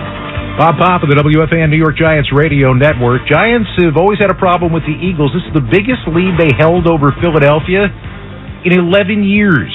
Giants coast home in this one to a 27-10 win. Tyrod Taylor, playing with a banged-up thumb, throws for that touchdown in the game. Saquon Barkley runs for a pair. The Giants finish their season at 6-11. Jalen Hurts got injured in this game. Hurt his middle finger on his right throwing hand, got pulled late in the second quarter. A.J. Brown left in the first quarter with a right knee injury that they're still evaluating. Philly is in some trouble right now. They're 11-6, and they are the number 5 seed, ready to face Tampa Bay a week from tomorrow in the wild card round, but nothing like the way it looked earlier in the season. For Detroit, it's exactly the way they hoped it would look earlier in the season. Jared Goff and company playing at home at Ford Field, already division champions, and trying for a 12-win season for the first time since 1991. Kind of feels like Detroit might be getting hot at the right time. Jared takes, turns, fakes the give, sets in the pocket. Jared drifts left, looks, now he throws downfield. It is caught. Left sideline, cutting back. That is Amon-Ra St. Brown. Angling at the 25, to the 20, to the 15, cuts back at the 10. Amon-Ra at the 5, fighting at the 2, into the end zone. Touchdown, Detroit Lions. Oh, baby, what a run by Amon-Ra St. Brown. Angling across the field, cutting it back. 70 yards from Jared Goff. Dan Miller on the Detroit Lions radio network. One of 2 touchdown passes for Goff on the day against the Minnesota Vikings. Detroit wins by a score of 30-20. That's the good news. Amon-Ra St. Brown, 144 yards in that 70-yard catch. Also good news. Sam Laporta, however, left in the second quarter with a knee injury in this game. That's the news that they don't know much about right now. Detroit ends with a 12-5 record. So we said 12 wins in a season for the first time since 1991. How about that, Dan Campbell? It's a good feeling. That's, be able to get 12 wins. That's significant. And that's a credit to our players and our coaches, man. All the hard work that's been put in, everybody's gunning for you. And you just keep going out and knocking them off. So it says a lot, And to me, more than anything, after what we just got through today and what we did, it tells me we're ready for what's next. What's next for the Detroit Lions is a playoff game against the Rams at home next week. Minnesota came into the day with a 4% chance of making the playoffs. They obviously did not. They finished at 7-10. Nick Mullins throws for 396 yards, and Justin Jefferson, with a big day today, crosses 1,000 yards in the season. Why is that significant? He missed 7 games and parts of 2 more. Justin Jefferson is amazing, and the Minnesota Vikings will see about what they've got moving forward. Kansas City was playing in L.A. against the Chargers today. They didn't start any of the regulars, including Travis Kelce, which meant his streak of 7 straight years with 1,000 receiving yards came to an end. While Kelce and Patrick Mahomes were watching from the sideline at SoFi Stadium against the Chargers, Chris Jones made some bank. Stick in the pocket to throw. Being chased and he's sacked. Who got him? Chris Jones! Got him! It's a 7-figure sack back at the 25-yard line. And the sideline is going crazy. Chris Jones is doing somersaults and snow angels. So is his family. Mitch Holthus and Danny Hughes on 106.5 The Wolf and the Chiefs radio network. Kansas City wins the game by a score of 13-12 today. Harrison Butker won the game in the final minute with a 41-yard field goal. Chiefs ended 11-6, and now they've got a home game against Miami next week in the playoffs. Easton Stick threw for 258 yards and ran for 77 more. Chargers, lots of stuff to think about now. They're going to have $35 million in cap space. They're going to need a new coach. A lot going on there. Chargers finished their season at 5-12. Elsewhere today, Cincinnati knocked off Cleveland. Browns were locked in as the 5 seed in the AFC, so they didn't do much. Jake Browning threw for 3 touchdowns as the Bengals win it by a score of 31-14 to finish their season at 9-8. Cleveland started Jeff Driscoll, their 5th different quarterback today. Also, all 4 AFC North teams finished with a winning record. That's the first time in any division in the Super Bowl era. The first time it's happened since 1935. When the West Division finished all above 500. That's how long ago we're talking. Cleveland, of course, will play next week against Houston as they open up the playoffs. Las Vegas beat Denver today 27-14. Aiden O'Donnell with a couple of touchdown passes. Amir White ran for 112 yards. And Antonio Pierce finishes making his case as the head coach of this team moving forward. The interim coach 5-4 since taking over. Jarrett Stidham threw for 272 and a touchdown. Lots of questions for the Denver Broncos as they wrap up their season 8-9. And the Jets took on the Patriots today. They did so in very snowy New England. Now, coming into this game, Jets and the Patriots both had top 6 total defenses and bottom 5 total offenses. Guess the score. I'll wait. No, you're wrong. There actually was a touchdown in this game, but it only came late.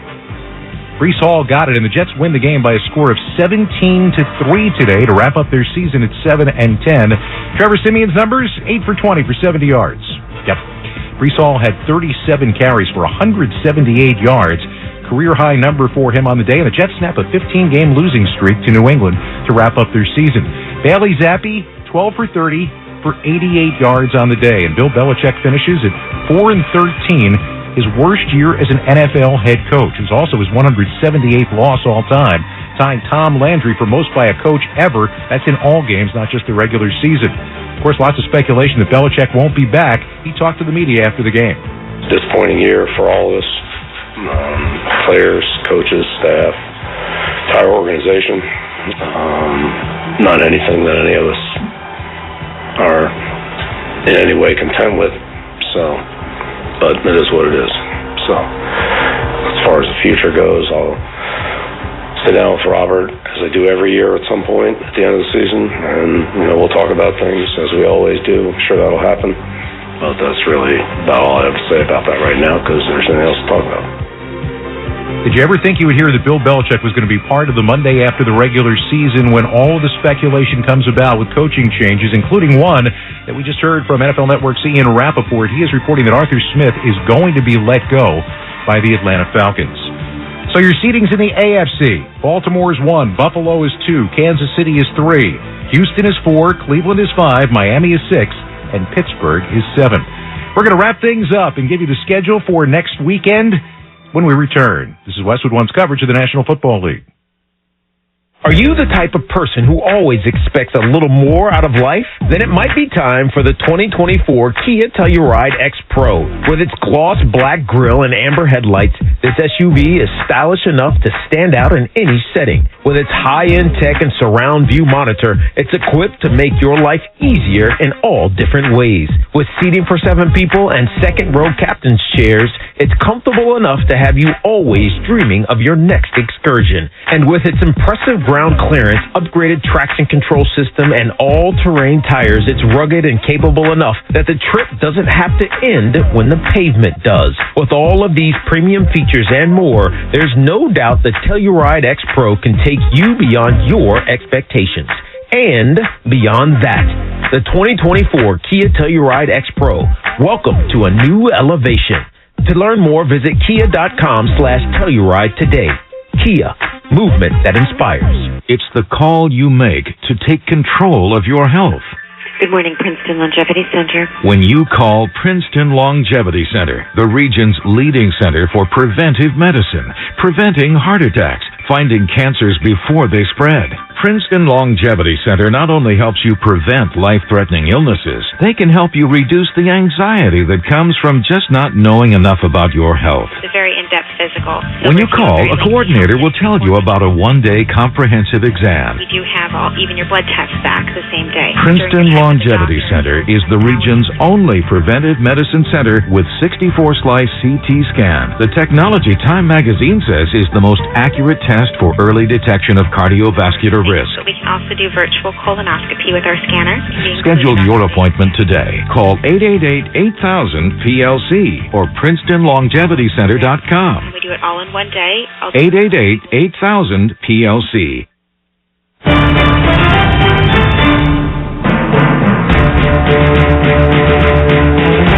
Final score, Buffalo 21, Miami 14. You've been listening to Westwood One's coverage of Sunday Night Football. Tonight's broadcast has been sponsored by Bounty Paper Towels, by Barbasol Shaving Cream, by Progressive Insurance, by AutoZone, by NFL.com, by BetMGM, official odds provider for Westwood One. Please gamble responsibly. I want to thank our crew for this evening. Studio coordinator Art Martinez, production assistance provided by Colin Lacey, Drew Casey, and Nathaniel Finch.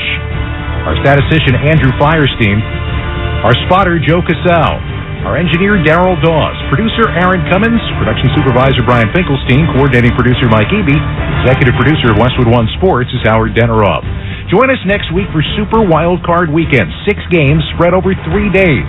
On Saturday, doubleheader coverage begins at 4 p.m. Eastern Time with Cleveland at Houston. That is followed by Miami at Kansas City. On Sunday, a tripleheader, 12:30 p.m. Eastern pregame for Game 1, Pittsburgh at Buffalo. That'll be followed by Green Bay at Dallas, and in primetime, the LA Rams at Detroit. Finally, Super Wildcard Weekend wraps up Monday night, Philadelphia at Tampa Bay. Pre-game coverage begins at 7:30 Eastern. Catch all those games here on many of these same stations, the NFL app, or stream live for free on our website, WestwoodOneSports.com. Again, our final score from Miami, Buffalo 21, the Dolphins 14. For Ryan Rackey and Mike Golan,